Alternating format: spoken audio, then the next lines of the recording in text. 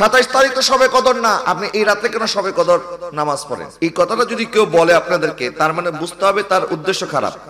শবে কদর কোন রাত্রে? আমার নবী ইরশাদ করেছেন, শবে কদর তোমরা তালাশ করার জন্য রমাদানের শেষ দশকের বেজর রজনীগুলির মধ্যে তোমরা শবে কদর তালাশ করো। এখন রমজানের বেজর রজনীর ভিতরে 27তম রজনী আছে না নাই?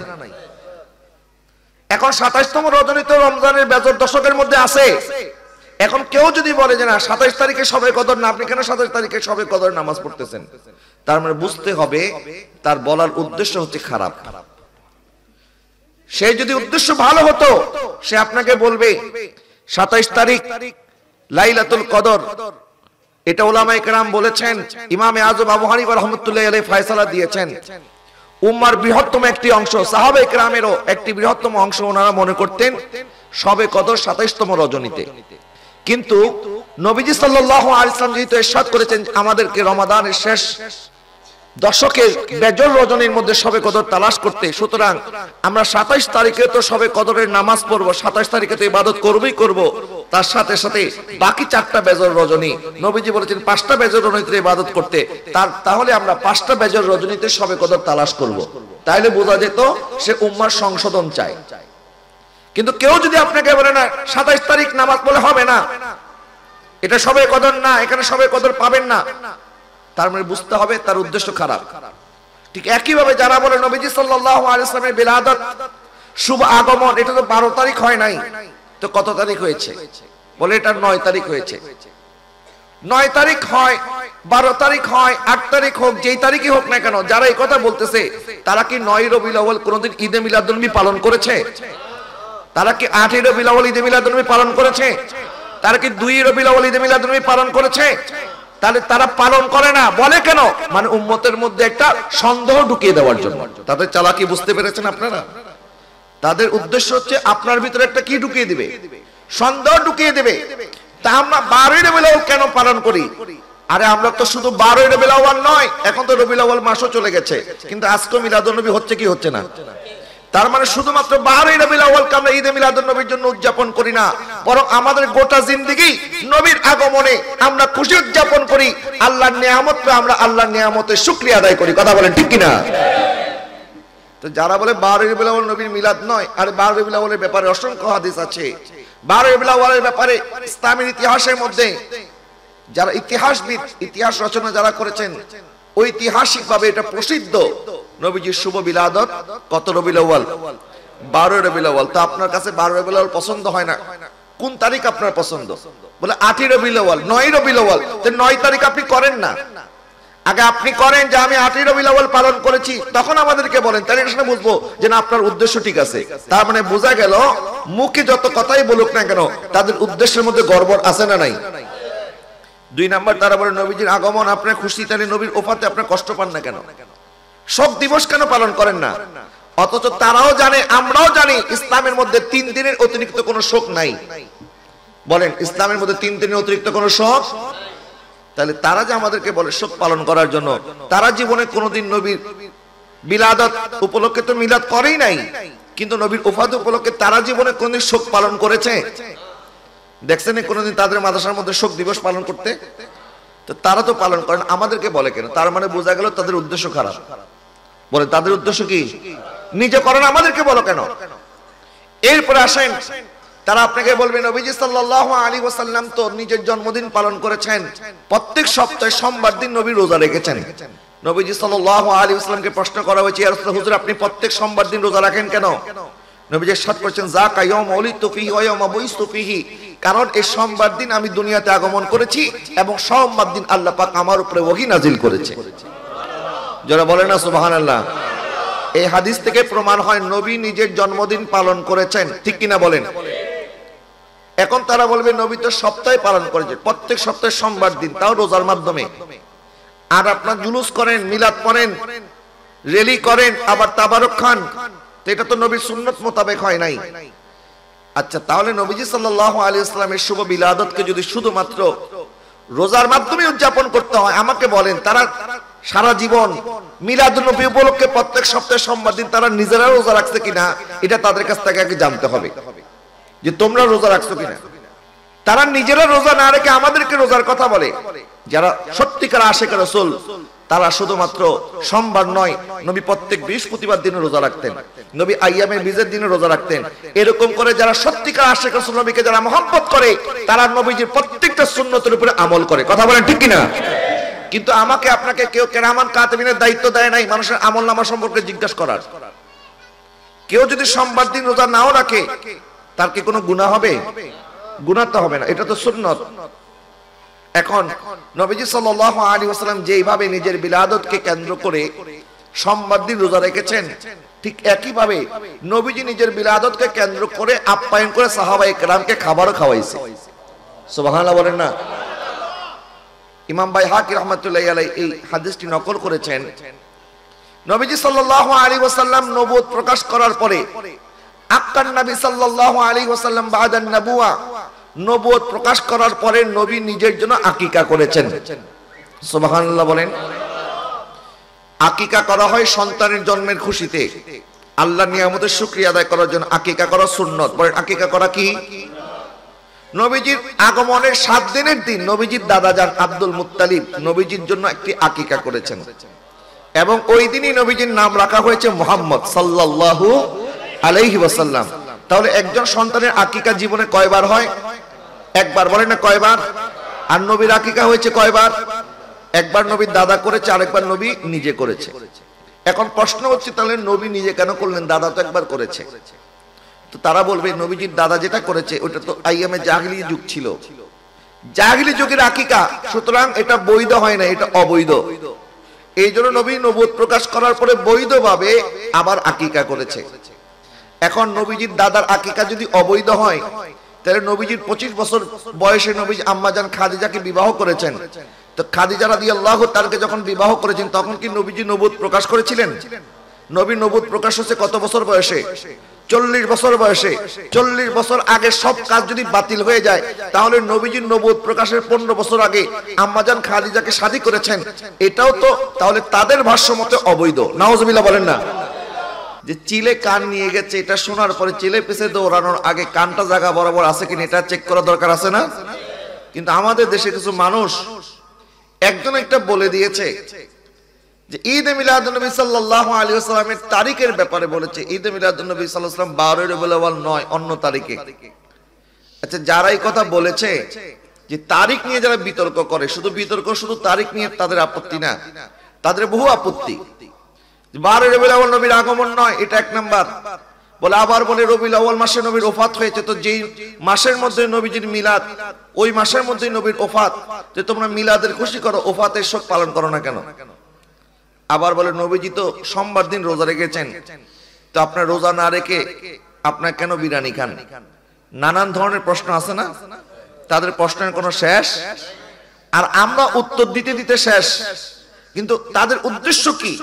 তারা তাদের উদ্দেশ্য অনুযায়ী সফল। তারা উম্মার ভিতরে একটা পার্থক্য সৃষ্টি করে দিয়েছে, বিভেদের দেয়াল তৈরি করে দিয়েছে, মানুষের ভিতরে সন্দেহ ঢুকিয়ে দিয়েছে, আর এই সন্দেহের পিছনে ঘুরতে ঘুরতে অনেকে গোমরা হয়ে গেছে। ঠিক কিনা বলেন? আসল উদ্দেশ্য কিন্তু তাদের এটা নয়। আসল উদ্দেশ্য হচ্ছে এই ঈদে মিলাদুন নবীকে কেন্দ্র করে নবীজির যত শান আজমত আলোচনা হয়, তারা চায় উম্মার ভিতর থেকে নবীর শান আজমতকে মুছে দিতে। নবীর আলোচনা তারা সহ্য করতে পারে না, যার কারণে মিলাদুন নবীর মাহফিল শুনলেই অনেকের গায়ের মধ্যে আগুন ধরে যায়। ঠিক কিনা বলেন না? আচ্ছা, একজন এসে আপনাকে বললো যে আপনি যে শবে কদরের নামাজ পড়েন 27শে রজনী, 27 তারিখ তো শবে কদর না, আপনি কেন শবে কদরের রাত্রে আপনি এই রাতে কেন শবে কদর নামাজ পড়েন? এই কথাটা যদি কেউ বলে আপনাদেরকে, তার মানে বুঝতে হবে তার উদ্দেশ্য খারাপ। তার উদ্দেশ্য কি? শবে কদর কোন রাত্রে? আমার নবী ইরশাদ করেছেন শবে কদর তোমরা তালাশ করার জন্য রমাদানের শেষ দশকের বেজর রজনীগুলির মধ্যে তোমরা শবে কদর তালাশ করো। এখন রমজানের বেজর রজনীর ভিতরে 27তম রজনী আছে না নাই? এখন 27তম রজনী তো রমজানের বেজর দশকের মধ্যে আছে। এখন কেউ যদি বলে যে না 27 তারিখে শবে কদর না, আপনি কেন 27 তারিখে শবে কদর নামাজ পড়তেছেন?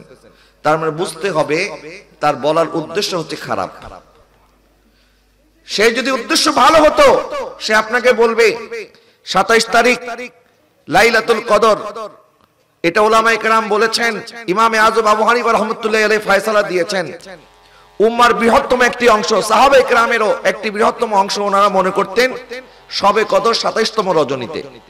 কিন্তু নবীজি সাল্লাল্লাহু আলাইহি ওয়াসাল্লাম যেহেতু ইরশাদ করেছেন আমাদেরকে রমাদানের শেষ দশকের বেজর রজনীর মধ্যে শবে কদর তালাশ করতে, সুতরাং আমরা 27 তারিখে তো শবে কদরের নামাজ পড়বো, 27 তারিখে তো ইবাদত করবই করব, তার সাথে সাথে বাকি 4টা বেজর রজনী নবীজি বলেছেন 5টা বেজর রজনীতে ইবাদত করতে, তাহলে আমরা 5টা বেজর রজনীতে শবে কদর তালাশ করব।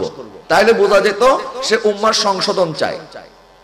কিন্তু কেউ যদি আপনাকে বলে না 27 তারিখ নামাজ পড়লে হবে না, এটা শবে কদর না, এখানে শবে কদর পাবেন না, তার মানে বুঝতে হবে তার উদ্দেশ্য খারাপ। ঠিক একই ভাবে যারা বলে নবীজি সাল্লাল্লাহু আলাইহি ওয়াসাল্লামের বিলাদত শুভ আগমন এটা তো 12 তারিখ হয় নাই, তো কত তারিখ হয়েছে? বলে এটা 9 তারিখ হয়েছে। 9 তারিখ হয়, 12 তারিখ হয়, 8 তারিখ হোক, যেই তারিখই হোক না কেন, যারা এই কথা বলতেছে তারা কি 9 রবিউল আউয়াল কোনদিন ঈদে মিলাদুন নবী পালন করেছে? তারা কি 8 রবিউল আউয়াল ঈদে মিলাদুন নবী পালন করেছে? তারা কি 2 রবিউল আউয়াল ঈদে মিলাদুন নবী পালন করেছে? তাহলে তারা পালন করে না, বলে কেন? মানে উম্মতের মধ্যে একটা সন্দেহ ঢুকিয়ে দেওয়ার জন্য। তাদের চালাকি বুঝতে পেরেছেন আপনারা? তাদের উদ্দেশ্য হচ্ছে আপনার ভিতরে একটা কি ঢুকিয়ে দিবে, সন্দেহ ঢুকিয়ে দেবে। তা আমরা 12 রবিউল আউয়াল কেন পালন করি? আরে আমরা তো শুধু 12 রবিউল আউয়াল নয়, এখন তো রবিউল আউয়াল মাসও চলে গেছে, কিন্তু আজকে মিলাদুন নবী হচ্ছে কি হচ্ছে না? তার মানে শুধুমাত্র 12 রবিউল আউয়ালকে আমরা ঈদে মিলাদুন নবীর জন্য উদযাপন করি না, বরং আমাদের গোটা জিন্দেগি নবীর আগমনে আমরা খুশি উদযাপন করি। আল্লাহর নিয়ামত পে আমরা আল্লাহর নিয়ামতের শুকরিয়া আদায় করি। কথা বলেন ঠিক কি না? তো যারা বলে 12 রবিউল আউয়াল নবীর মিলাদ নয়, আরে 12 রবিউল আউয়ালের ব্যাপারে অসংখ্য হাদিস আছে। 12 রবিউল আউয়ালের ব্যাপারে ইসলামের ইতিহাসের মধ্যে যারা ইতিহাসবিদ, ইতিহাস রচনা যারা করেছেন, ঐতিহাসিকভাবে এটা প্রসিদ্ধ নবীজির শুভ বিলাদত কত রবিউল আউয়াল? 12 রবিউল আউয়াল। তো আপনার কাছে 12 রবিউল আউয়াল পছন্দ হয় না, কোন তারিখ আপনার পছন্দ? বলে 8 রবিউল আউয়াল, 9 রবিউল আউয়াল। তো 9 তারিখ আপনি করেন না, আগে আপনি করেন যে আমি 8 রবিউল আউয়াল পালন করেছি, তখন আমাদেরকে বলেন, তাহলে এটা বুঝবো যে না আপনার উদ্দেশ্য ঠিক আছে। তার মানে বোঝা গেল মুখে যত কথাই বলুক না কেন তাদের উদ্দেশ্যের মধ্যে গড়বড় আছে না নাই? 2 নাম্বার, তারা বলে নবীজির আগমন আপনার খুশি, তাহলে নবীর ওফাতে আপনার কষ্ট পান না কেন? শোক দিবস কেন পালন করেন না? অথচ তারাও জানে, আমরাও জানি ইসলামের মধ্যে 3 দিনের অতিরিক্ত কোনো শোক নাই। বলেন ইসলামের মধ্যে 3 দিনের অতিরিক্ত কোনো শোক? তাহলে তারা যে আমাদেরকে বলে শোক পালন করার জন্য, তারা জীবনে কোনোদিন নবীর বিলাদত উপলক্ষে তো মিলাদ করেই নাই, কিন্তু নবীর ওফাত উপলক্ষে তারা জীবনে কোনোদিন শোক পালন করেছে? দেখছেন কোনোদিন তাদের মাদ্রাসার মধ্যে শোক দিবস পালন করতে? তো তারা তো পালন করেন, আমাদেরকে বলে কেন? তার মানে বোঝা গেল তাদের উদ্দেশ্য খারাপ। বলে তাদের উদ্দেশ্য কি? নিজে করেন, আমাদেরকে বলো কেন? এরপরে আসেন, তারা আপনাকে বলবে নবীজি সাল্লাল্লাহু আলাইহি ওয়াসাল্লাম তো নিজের জন্মদিন পালন করেছেন, প্রত্যেক সপ্তাহে সোমবার দিন নবী রোজা রেখেছেন। নবীজি সাল্লাল্লাহু আলাইহি ওয়াসাল্লামকে প্রশ্ন করা হয়েছে, ইয়া রাসূলুল্লাহ, হুজুর আপনি প্রত্যেক সোমবার দিন রোজা রাখেন কেন? নবীজি ইরশাদ করেছেন, যাকা ইয়াউমু উলিদতু ফীহি ওয়া ইয়াউমু বুইসতু ফীহি, কারণ এই সোমবার দিন আমি দুনিয়াতে আগমন করেছি এবং সোমবার দিন আল্লাহ পাক আমার উপরে ওহী নাজিল করেছে। যারা বলে না সুবহানাল্লাহ। এই হাদিস থেকে প্রমাণ হয় নবী নিজের জন্মদিন পালন করেছেন, ঠিক কিনা বলেন? এখন তারা বলবে নবী তো সপ্তাহে পালন করেছে, প্রত্যেক সপ্তাহে সোমবার দিন, তাও রোজার মাধ্যমে। আর আপনার জুলুস করেন, মিলাদ পড়েন, র্যালি করেন, আবার তাবারক খান, এটা তো নবীর সুন্নত মোতাবেক হয় নাই। আচ্ছা, তাহলে নবীজি সাল্লাল্লাহু আলাইহি ওয়াসাল্লামের শুভ বিলাদতকে যদি শুধুমাত্র রোজার মাধ্যমে উদযাপন করতে হয়, আমাকে বলেন তারা সারা জীবন মিলাদুন নবী উপলক্ষে প্রত্যেক সপ্তাহে সোমবার দিন তারা নিজেরা রোজা রাখছে কিনা এটা তাদের কাছ থেকে আগে জানতে হবে, যে তোমরা রোজা রাখছো কিনা। তারা নিজেরা রোজা না রেখে আমাদেরকে রোজার কথা বলে। যারা সত্যিকার আশিক রাসূল তারা শুধুমাত্র সোমবার নয়, নবী প্রত্যেক বৃহস্পতিবার দিনে রোজা রাখতেন, নবী আইয়ামের বীজের দিনে রোজা রাখতেন। এরকম করে যারা সত্যিকার আশিক রাসূল নবীকে যারা মহব্বত করে তারা নবীজির প্রত্যেকটা সুন্নতের উপরে আমল করে। কথা বলেন ঠিক কিনা? কিন্তু আমাকে আপনাকে কেউ কেরামান কাতিবিনের দায়িত্ব দেয় নাই মানুষের আমলনামা সম্পর্কে জিজ্ঞাসা করার। কেউ যদি সোমবার দিন রোজা নাও রাখে তার কি কোনো গুনাহ হবে? গুনাহ তো হবে না, এটা তো সুন্নত। এখন নবীজি সাল্লাল্লাহু আলাইহি ওয়াসাল্লাম যেইভাবে নিজের বিলাদতকে কেন্দ্র করে সোমবার দিন রোজা রেখেছেন, ঠিক একই ভাবে নবীজি নিজের বিলাদতকে কেন্দ্র করে আপ্যায়ন করে সাহাবায়ে কেরামকে খাবারও খাওয়াইছে। সুবহানাল্লাহ বলেন না? ইমাম বাইহাকি রাহমাতুল্লাহি আলাইহি এই হাদিসটি নকল করেছেন। নবীজি সাল্লাল্লাহু আলাইহি ওয়াসাল্লাম নবুয়ত প্রকাশ করার পরে আক্কান নবী সাল্লাল্লাহু আলাইহি ওয়াসাল্লাম বাদান নবুয়া, নবুয়ত প্রকাশ করার পরে নবী নিজের জন্য আকিকা করেছেন। সুবহানাল্লাহ বলেন। আকিকা করা হয় সন্তানের জন্মের খুশিতে, আল্লাহর নিয়ামতের শুকরিয়া আদায় করার জন্য আকিকা করা সুন্নাত। বলেন আকিকা করা কি? নবীজির আগমনের 7 দিনের দিন নবীজির দাদাজান আব্দুল মুত্তালিব নবীজির জন্য একটি আকিকা করেছেন এবং ওই দিনই নবীজির নাম রাখা হয়েছে মুহাম্মদ সাল্লাল্লাহু আলাইহি ওয়াসাল্লাম। তাহলে একজন সন্তানের আকিকা জীবনে কয়বার হয়? একবার। বলেন না কয়বার? আর নবীর আকিকা হয়েছে কয়বার? একবার নবীর দাদা করেছে, আরেকবার নবী নিজে করেছে। এখন প্রশ্ন হচ্ছে তাহলে নবী নিজে কেন করলেন? দাদা তো একবার করেছে। তো তারা বলবে নবীজির দাদা যেটা করেছে ওটা তো আইয়ামে জাহিলি যুগ ছিল, জাহিলি যুগের আকিকা, সুতরাং এটা বৈধ হয় না, এটা অবৈধ। এই জন্য নবী নবুয়ত প্রকাশ করার পরে বৈধভাবে আবার আকিকা করেছে। এখন নবীজির দাদার আকিকা যদি অবৈধ হয় তাহলে নবীজির 25 বছর বয়সে নবীজি আম্মাজান খাদিজাকে বিবাহ করেছেন। তো খাদিজা রাদিয়াল্লাহু তাআলাকে যখন বিবাহ করেছেন তখন কি নবীজি নবুয়ত প্রকাশ করেছিলেন? নবী নবুয়ত প্রকাশ হচ্ছে কত বছর বয়সে? 40 বছর বয়সে। 40 বছর আগে সব কাজ যদি বাতিল হয়ে যায় তাহলে নবীজির নবুয়ত প্রকাশের 15 বছর আগে আম্মাজান খাদিজাকে শাদী করেছেন, এটাও তো তাহলে তাদের ভাষ্য মতে অবৈধ। নাউজুবিল্লাহ বলেন না। অথচ নবীজির বিবাহ এটাও বৈধ ছিল। এটা কি ছিল? বৈধ, বৈধ বিবাহ। তাহলে নবীজির শাদী মুবারক যেরকম বৈধ ছিল, নবীজির দাদা জানের আকিকাটাও বৈধ ছিল। সুবহানাল্লাহ বলেন। তো নবীজি কেন করেছেন? কারণ নবীজি আমাদেরকে জানিয়ে দিলেন উম্মত আমি নবী নিজের আকিকা করার মাধ্যমে আমার জন্মের খুশি উদযাপন করে আল্লাহর নিয়ামত শুকরিয়া আদায় করে পশু জবাই করে আল্লাহর নামে পশু জবাই করে আমার সাহাবীদেরকে আপ্যায়ন করেছি। সুতরাং আমি নবীর আগমনে যেইভাবে আমি রোজা রাখার মাধ্যমে আল্লাহর নিয়ামতের শুকরিয়া আদায় করেছি, ঠিক একইভাবে আল্লাহর নামে পশু জবাই করে মানুষকে আপ্যায়ন করে এটার মাধ্যমে আমি নবীর মিলাদ নিজে উদযাপন করেছি। এখন তারা বলবে হুজুর একটা তো আকিকা আর একটা মিলাদ, দুইটা তো দুই জিনিস। আপনি তো মিলাদুন নবীর উপলক্ষে তবারক করেন আর নবী তো আকিকা করেছেন। আকিকার মিলাদ তো ভিন্ন জিনিস। আমি বলি না আকিকার মিলাদ একই জিনিস। কিভাবে? আচ্ছা বলেন আকিকা কি জন্মের খুশিতে করা হয় নাকি মৃত্যুর কষ্টে করা হয়? কিসের কারণে?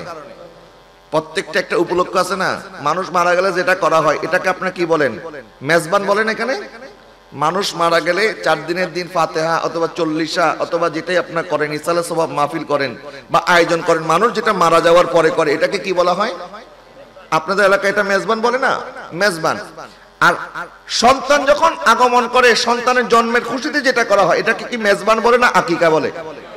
তাহলে বোঝা গেল আকিকার সম্পর্ক মৃত্যুর সাথে নয়, আকিকার সম্পর্ক জন্মের সাথে। তাহলে নবীজি আকিকা করেছেন নিজের জন্মের সাথে সম্পর্কিত বিষয়, নবীর মিলাদের সাথে সম্পর্কিত বিষয়। তাহলে নবী নিজের মিলাদ উদযাপন করেছেন আকিকা করার মাধ্যমে। আমরা আমাদের সামর্থ্য অনুযায়ী নবীর জন্য খরচ করি, আল্লাহর নামে পশু জবাই করে আমরা মানুষকে খাবার খাওয়াই, তাবারক বিতরণ করি, এটাও আমার নবীর সুন্নাত। কথা বলেন ঠিক কিনা? এরপরে আসেন এরা বলে আপনার তাহলে জুলুস কোত্থেকে করেন? জুলুস কোথায় পেয়েছেন? ইসলামের প্রত্যেকটা বিধান আল্লাহ পাক যে নামাজ দিয়েছেন, রোজা দিয়েছেন, হজ দিয়েছেন, যাকাত দিয়েছেন, প্রত্যেকটা বিধানের সাথে বিভিন্ন নবীদের স্মৃতি জড়িত। কাদের স্মৃতি জড়িত? আল্লাহ পাক ইরশাদ করেছেন ওয়াযাক্কিরহুম বিআইয়ামিল্লাহ, আমার বান্দাদেরকে আমার দিবস সমূহকে স্মরণ করিয়ে দাও, আমার দিনগুলোকে স্মরণ করিয়ে দাও। যেমন সপ্তাহের মধ্যে শ্রেষ্ঠতম দিন জুমার দিন। কেন জুমার দিন শ্রেষ্ঠ? ফিহি খুলিকা আদম ওয়া ফিহি কুবিদা, কারণ জুমার দিনে আদম আলাইহিস সালামের সৃষ্টি, জুমার দিনে আদম আলাইহিস সালামের ইন্তেকাল। সুবহানাল্লাহ বলেন। তো সপ্তাহের মধ্যে শ্রেষ্ঠতম দিন কোন দিন? জুমার দিন। তাহলে জুমার দিন শ্রেষ্ঠের সাথে, জুমার দিন শ্রেষ্ঠ হওয়ার সাথে এখানে আদম আলাইহিস সালামের স্মৃতি জড়িত আছে না নাই? যখন জুমার দিন আসে তখন আদম আলাইহিস সালামের এই কথাগুলি আমরা স্মরণ করি কি করি না? করি। আবার আমরা যখন হজে যাই, হজের বিভিন্ন হুকুম হাকামের সাথে বিভিন্ন নবী রাসূলদের স্মৃতি জড়িত আছে। যেমন আমরা যখন মিনার মধ্যে যাই, মিনার মধ্যে শয়তানকে পাথর মারতে হয় জামারাতে। তো শয়তানকে পাথর মারতে হয়, এখন তো ওখানে পিলার আছে, এখন কি শয়তান আসেনি ওখানে? এখন তো শয়তান নাই, এখন তো পিলার। তিনটা পিলারের মধ্যে মানুষ পাথর মারে। অনেক কাজী সাহেব আছে হাতের মধ্যে পাথর যখন শেষ হয়ে যায়, রাত তো এখনো শেষ হয় নাই, শয়তানের পাথর ইচ্ছা মতো মাইরা লই, মারতে মারতে হাতের মধ্যে পাথর শেষ, এখন আর কি দিয়ে মারবে, পায়ে থেকে জুতাটা খুললে মারে। আছে না এরকম? কিন্তু ওখানে তো শয়তান নাই। আল্লাহ পাক বলে শয়তান এখন তো নাই, এক সময় তো শয়তান ছিল। আমার বন্ধু আমার খলিল ইব্রাহিমকে ধোঁকা দেওয়ার জন্য, ইব্রাহিমের কোরবানির মধ্যে বাধা দেওয়ার জন্য শয়তান 3 জায়গার মধ্যে বাধা দিয়েছিল।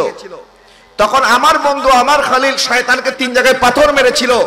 তো এখন শয়তান এখানে নাই, কিন্তু তোমরা আমার খলিলের সুন্নাত তোমরা পালন করো, তোমরা এখানে শয়তানকে পাথর মারো এবং এই শিক্ষা নিয়ে ঘরে ফিরে যাও যে আমরা যেরকম জামানার মধ্যে শয়তানকে পাথর মেরেছি, ওখানে শয়তান ছিল না, একটা পিলার ছিল, পিলারের মধ্যে যদি পাথর মারতে পারো, দেশে যাওয়ার পরে শয়তান যদি তোমাদেরকে ধোঁকা দেয়, এখানে যেরকম শয়তানকে পাথর মেরেছো, দেশের মধ্যে শয়তানকে পাথর মেরে তাড়িয়ে দিও। কথা বলেন না ঠিক না? এটাই তো শিক্ষা নাকি? এই জন্যই তো আল্লাহ পাক আমাদেরকে পাথর মারতে বলেছে সেখানে। তাহলে জমানার মধ্যে পাথর মারতে হয় ইব্রাহিম আলাইহিস সালামের সুন্নতকে স্মরণ করে।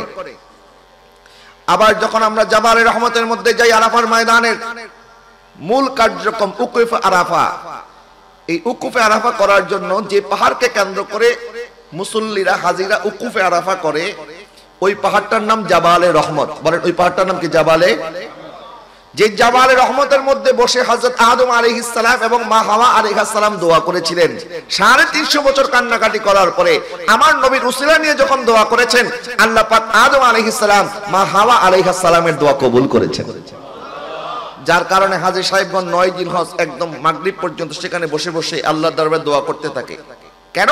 কারণ এটা ওই আদম আলাইহিস সালাম এবং হাওয়া আলাইহিস সালামের স্মৃতিকে স্মরণ করিয়ে দেয়। সুবহানাল্লাহ বলেন না? এরপরে রাত্রি বেলায় হাজী সাহেবগণ কোথায় যায়? মুজদালিফায়। কেন?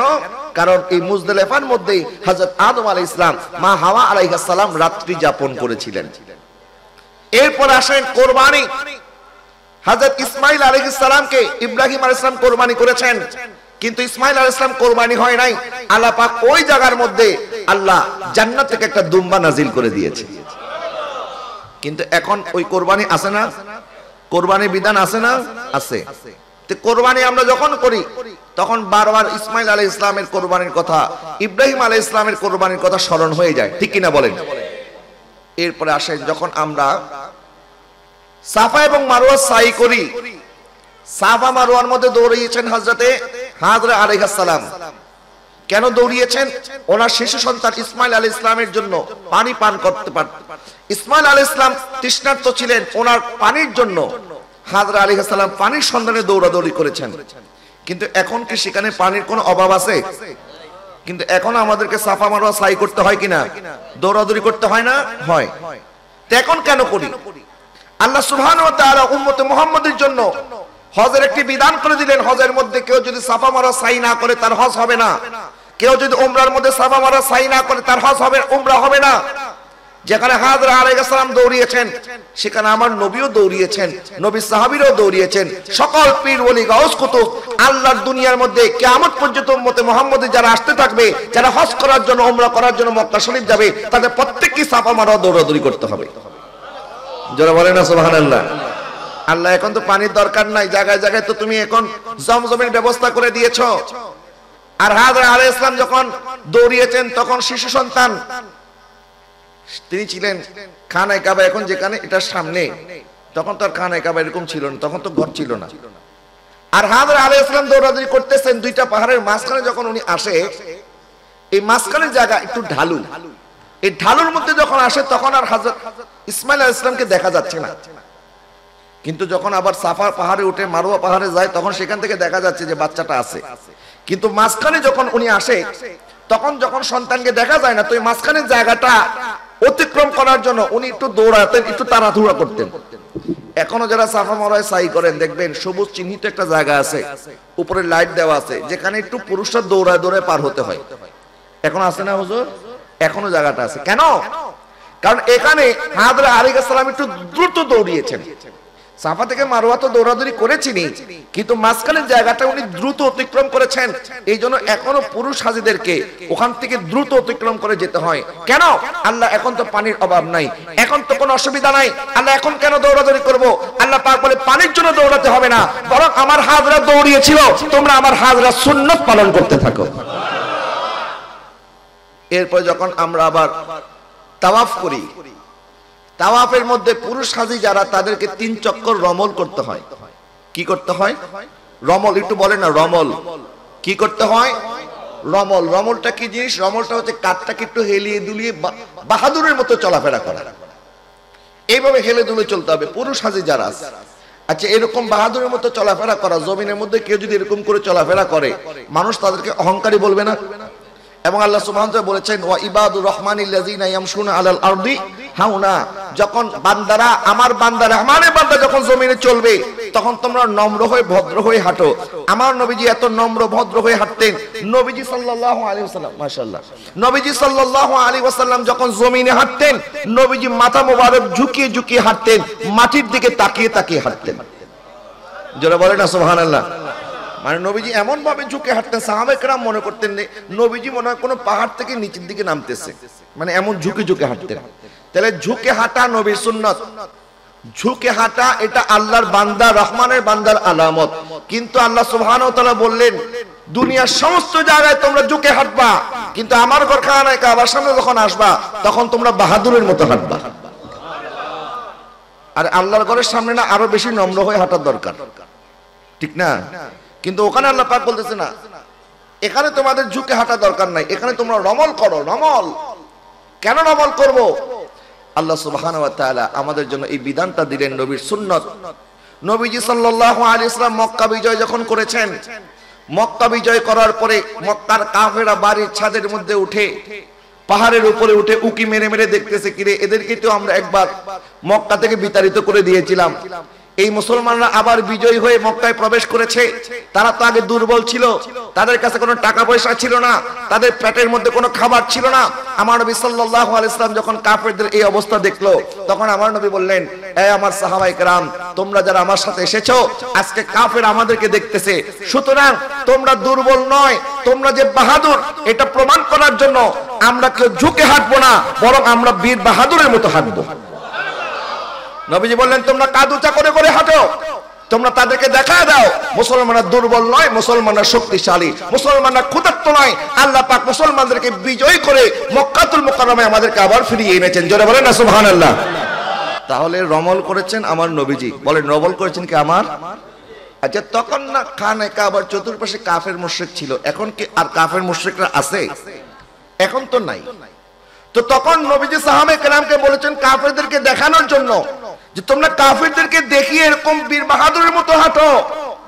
কিন্তু এখন তো মক্কার আশেপাশে কোথাও কাফের নাই, এখন কেন হাঁটবো?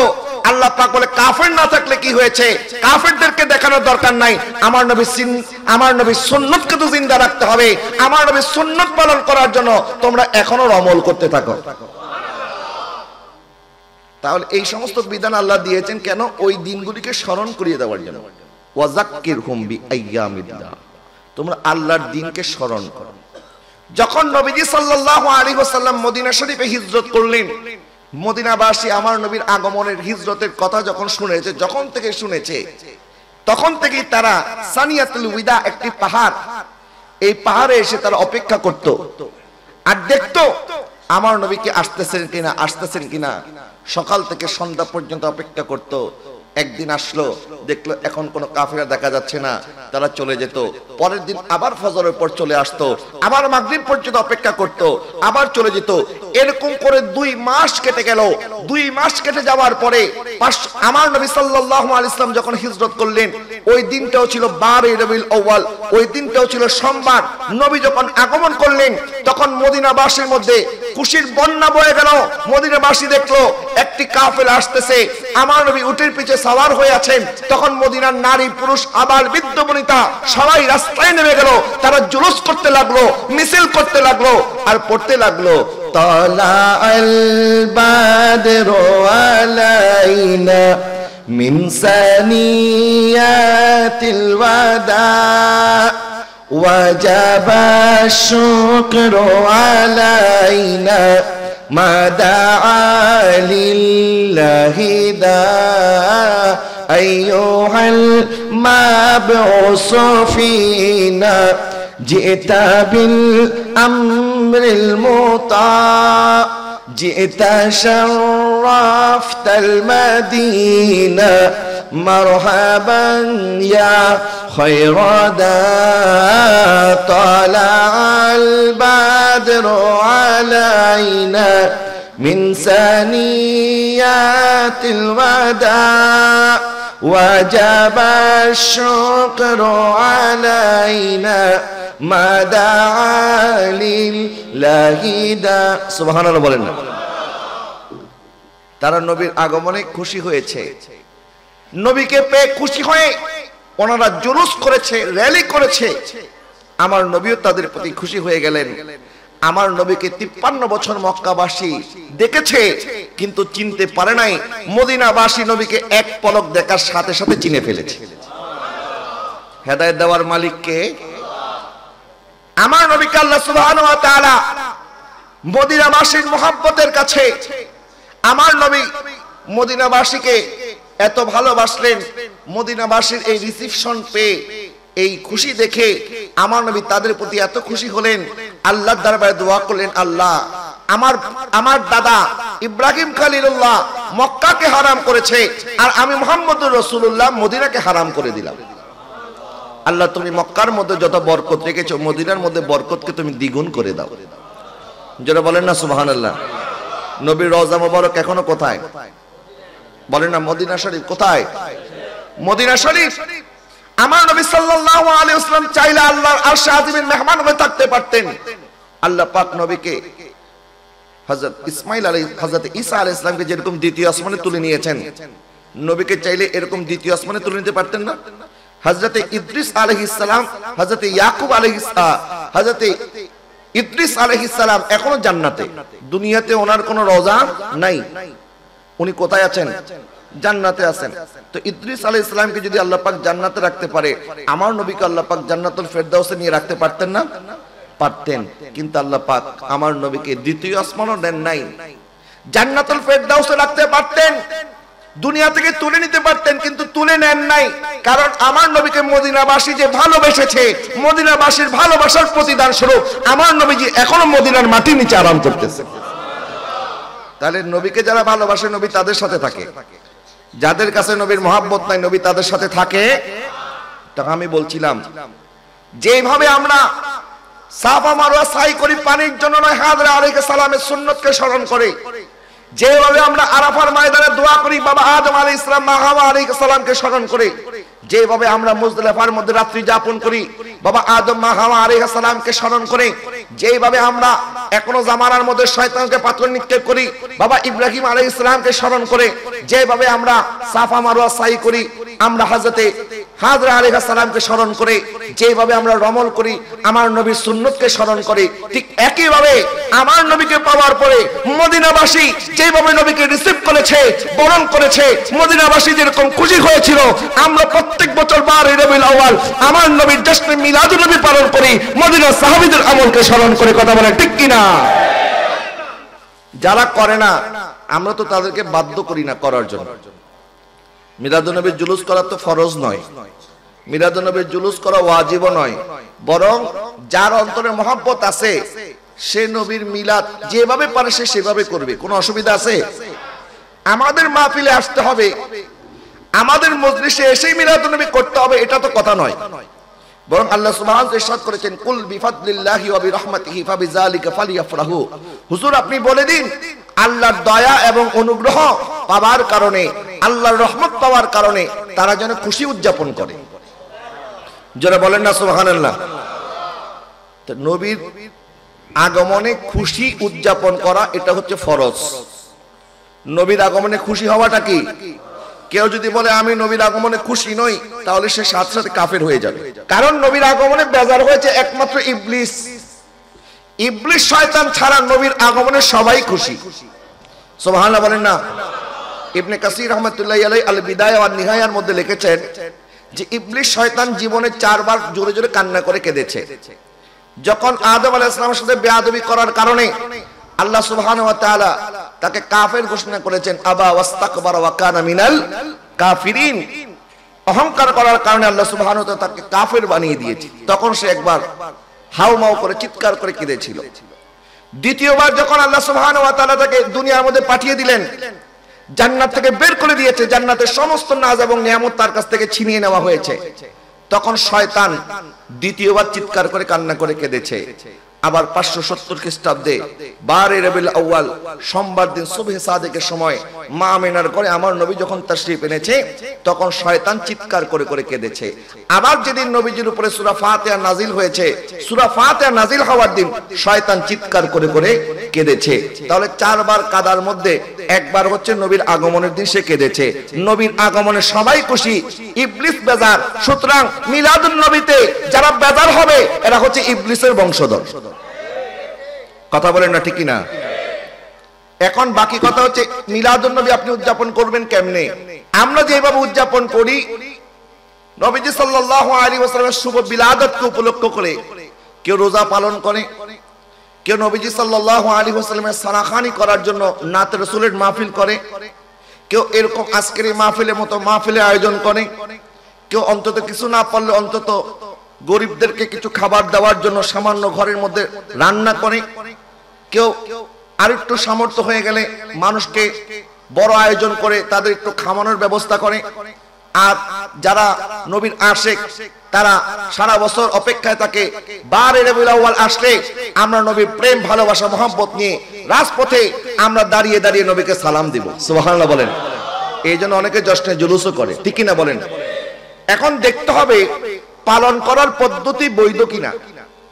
যদি কোনো ঈদে মিলাদুন নবীর মাহফিলের নাম দিয়ে কেউ ব্যান্ড পার্টি করে, মিলাদুন নবীর সাইনবোর্ড দিয়ে ব্যান্ড পার্টি করলে কি এটা জায়েজ হবে না হারাম হবে? ব্যান্ড পার্টি করা, গান বাজনা করা, নারী পুরুষ অবাধ মেলামেশা, এটা হারাম। এটা এখন যে সাইনবোর্ডই করেন না কেন।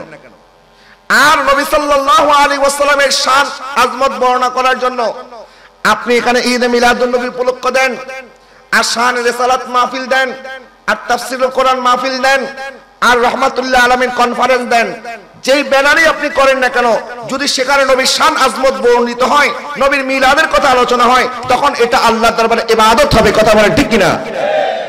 কিন্তু একই মাহফিল আমরা করি ঈদে মিলাদুন নবীর ব্যানারে, এটা করলে বেদাত হয়। আর একই ধরনের মাহফিল তারা সিরাতুন নবীর ব্যানারে করে, তখন এটা জায়েজ হয়ে যায়। কি একটা অদ্ভুত বিষয় না?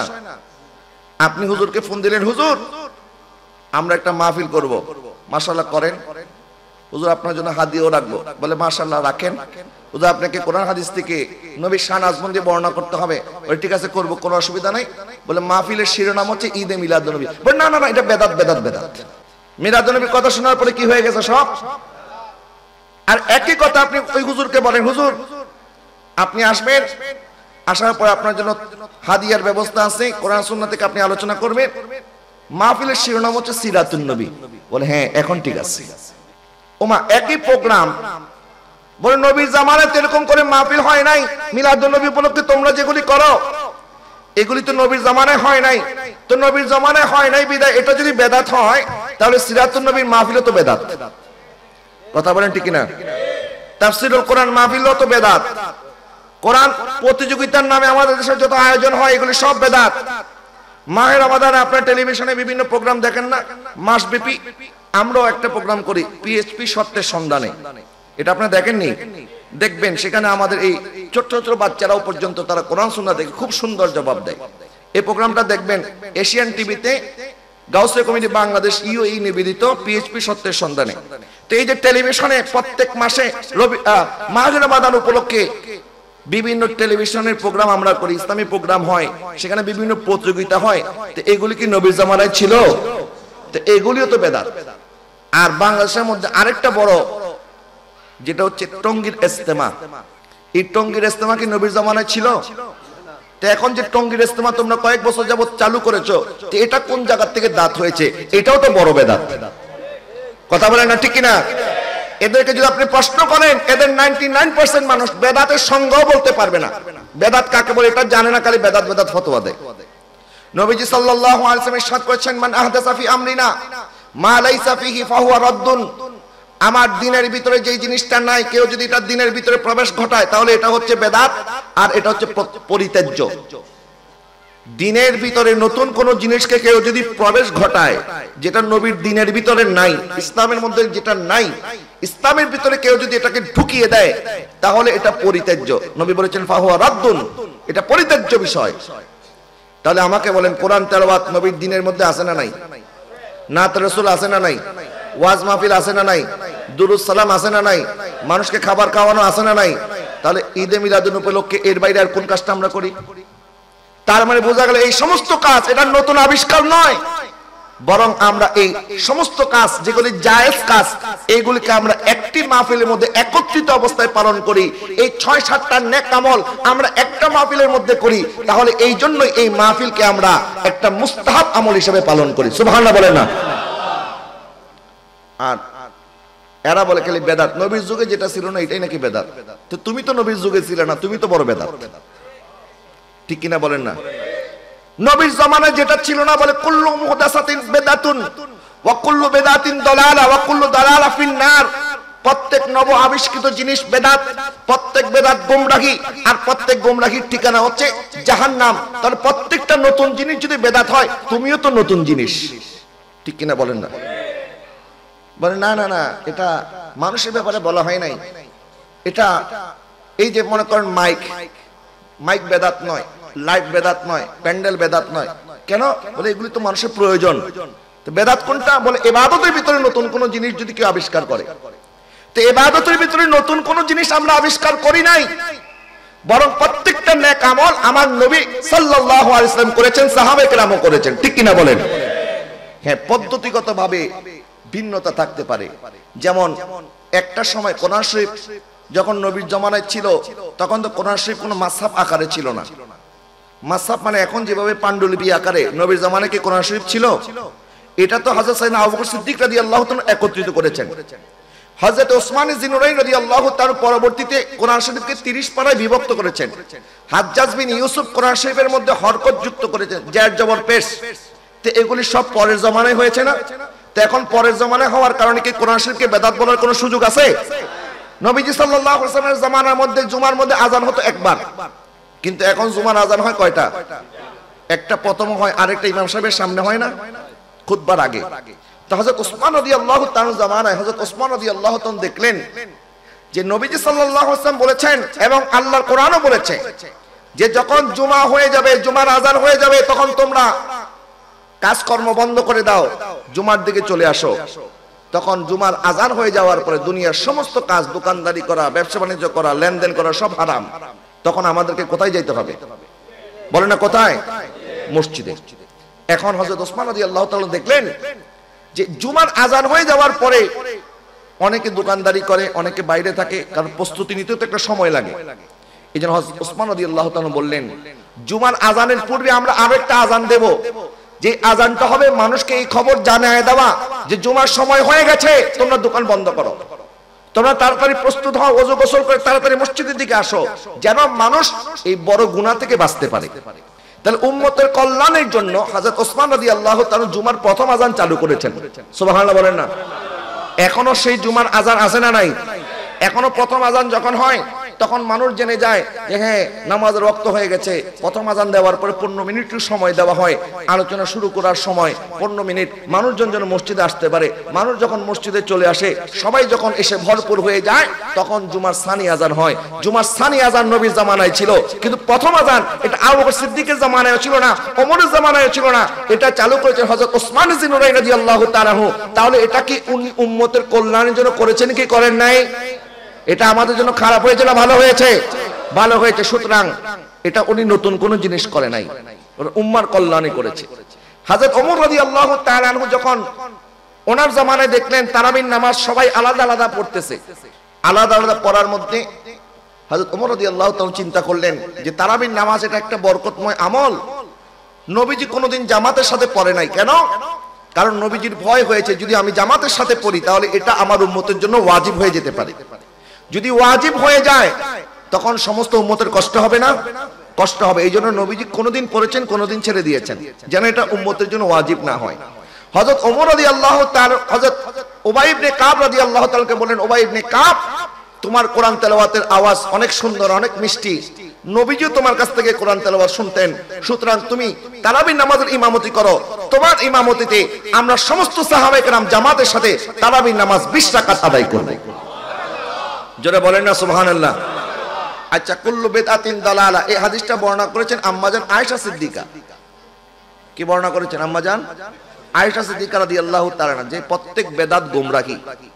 তাহলে ওমর রাদিয়াল্লাহু তাআলা যখন মসজিদ নববীর মধ্যে 20 রাকাত তারাবির নামাজ চালু করেন, তখন আম্মাজান আয়েশা সিদ্দিকা বাধা দেওয়া দরকার ছিল না? তিনি তো বলা দরকার ছিল যে নবী বলেছেন প্রত্যেক নতুন কাজ এটা গোমরাহি, এটা বেদাত, এটা করা যাবে না। কিন্তু আম্মাজান আয়েশা সিদ্দিকা কি বাধা দিয়েছেন? কারণ উনি জানতেন নবীজি এটার কথা বলে নাই, নবীজি সাল্লাল্লাহু আলাইহি ওয়াসাল্লাম এই বেদাতের কথা বলে নাই। তখন হযরত ওমর রাদিয়াল্লাহু তাআলা একদিন, দুই দিন, 3 দিন পরে যখন দেখলেন মসজিদ নববী ভরপুর হয়ে গেছে, মানুষ সুন্দর করে কাতারবদ্ধ হয়ে তারাবির নামাজ 20 রাকাত জামাতের সাথে আদায় করছেন, তখন হযরত ওমর রাদিয়াল্লাহু তাআলা বললেন, নি'মাল বিদআতু হাযিহি, আমরা কত উত্তম বেদাত চালু করেছি। কি বলেছেন? নি'মাতিল বিদআতু হাযিহি, আমরা কত উত্তম বেদাত চালু করেছি। তারপরে বেদাতের কিসিম আছে, বেদাতের প্রকার আছে। একটা হচ্ছে উত্তম বেদাত, আরেকটা হচ্ছে খারাপ বেদাত।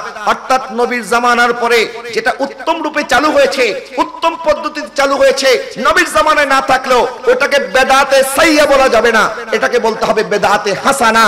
আর যেটা খারাপ, আর ওইটাকে বলতে হবে বেদাতে, যেটা নবী সাল্লাল্লাহু আলাইহি ওয়াসাল্লামের জামানায় ছিল না কিন্তু উম্মতের পরবর্তী সময়ে যেটা ওনারা চালু করেছে, এটা হচ্ছে বেদাতে হাসানা। আর যেটার মধ্যে খারাপই আছে, ওই বেদাতকে বলা হয় বেদাতে সাইয়্যা।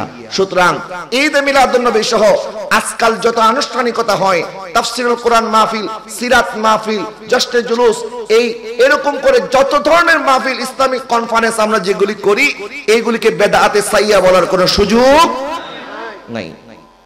আপনারা কি কথা বুঝতে পারছেন আমার? তাহলে সমাজের মধ্যে যারা এই ধরনের ফিতনা ফাসাদ সৃষ্টি করে, এদেরকে চিহ্নিত করার সময় এসেছে। যারা মিলাদুন নবীকে অস্বীকার করে, মিলাদুন নবীর তবারককে ময়লা আবর্জনার সাথে তুলনা করে, মিলাদুন নবীর জশ্নে জুলুসকে যারা হিন্দুদের রথযাত্রার সাথে তুলনা করে, এরা হচ্ছে প্রত্যেকে গোস্তাখে রাসূল, এরা নবীর দুশমন। বলেন, এরা কি? নবীর দুশমন। আপনার এটা ভালো লাগে না, আপনি করিয়েন না, কোনো অসুবিধা নাই।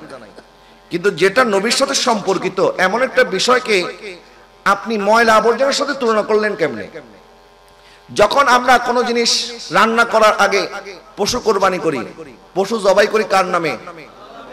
আল্লাহর নামে পশু জবাই করে খাওয়া, এটা কি হালাল না হারাম? হালাল। একটা হালাল খাবারকে আপনি ময়লার সাথে তুলনা করলেন, তাও কোনটা? যেটা নবীজির জন্মের আগমন উপলক্ষে মিলাদের তাবারক, এটা অন্য কোনো জিনিসের তাবারক না, এটা মিলাদুন নবীর তাবারক। এরকম গোস্তাকি করে নাই? করছে কিনা বলেন না? যারা করেছে তারা শাস্তি দুনিয়াতেও পেয়েছে, আখিরাতেও পাবে। দুনিয়ার নিজের ছাত্রের হাতে বেইজ্জত হয়ে মরেছে। ঠিক একই ভাবে যারা মিলাদুন নবীকে, মিলাদুন নবীর জুলুসকে পছন্দ করে না, বলে আমাদের জশ্নের জুলুস এটা নাকি দুর্গা পূজার মতো। যারা বলেন না নাউজুবিল্লাহ। যারা খালি মুখে মুখে, মুখের মধ্যে শুধু পূজা পূজা শব্দ আসে, মনে হয় তাদের জন্মটা পূজা মণ্ডপে হয়েছে, নাহলে তাদের মুখের মধ্যে খালি পূজা পূজা আসে কেন? নবীজি সাল্লাল্লাহু আলাইহি ওয়াসাল্লাম ইরশাদ করেছেন, লা আখশা আলাইকুম আন তুশরিকু বাদি, আমি তোমাদেরকে নিয়ে ভয় করি না যে তোমরা আমার পরে শিরিক করবে। নবী উম্মতের উপর থেকে শিরিকের ভয় উঠিয়ে নিয়েছেন, যে আমার উম্মত কখনো শিরিক করতে পারে না। সুবহানাল্লাহ বলেন।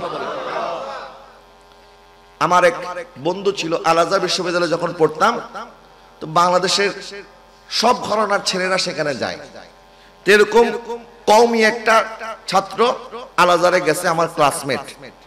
তা আমি ওকে জিজ্ঞেস করলাম, ভাই তোমরা মিলাদুন নবীকে শিরিক কেন বলো? বলে মিলাদুন নবী পালন করলে নাকি শিরিক হবে। তো আমার কথা হচ্ছে, শিরিক মানে হচ্ছে আল্লাহর সাথে শরীক করার নাম। আল্লাহর সাথে কাউকে যদি শরীক করা হয় তাহলে এটা শিরিক হয়, ঠিক কিনা বলেন? আর মিলাদুন নবীর পালনের উদ্দেশ্য হচ্ছে আমরা শিরিক মুক্ত এটা প্রকাশ করে দেওয়া। কারণ আল্লাহ পাকের জন্ম নাই, নবীজির জন্ম আছে। যদি আল্লাহর মিলাদ হতো আর নবীজির মিলাদও আমরা একসাথে করতাম, যে আল্লাহরও মিলাদ আছে নবীরও মিলাদ আছে, তাহলে না শিরিক হতো। নবীর কি কোনো, আল্লাহর কি কোনো মিলাদ আছে? নেই। আল্লাহর তো কোনো মিলাদ নাই, মিলাদ আছে নবীজির।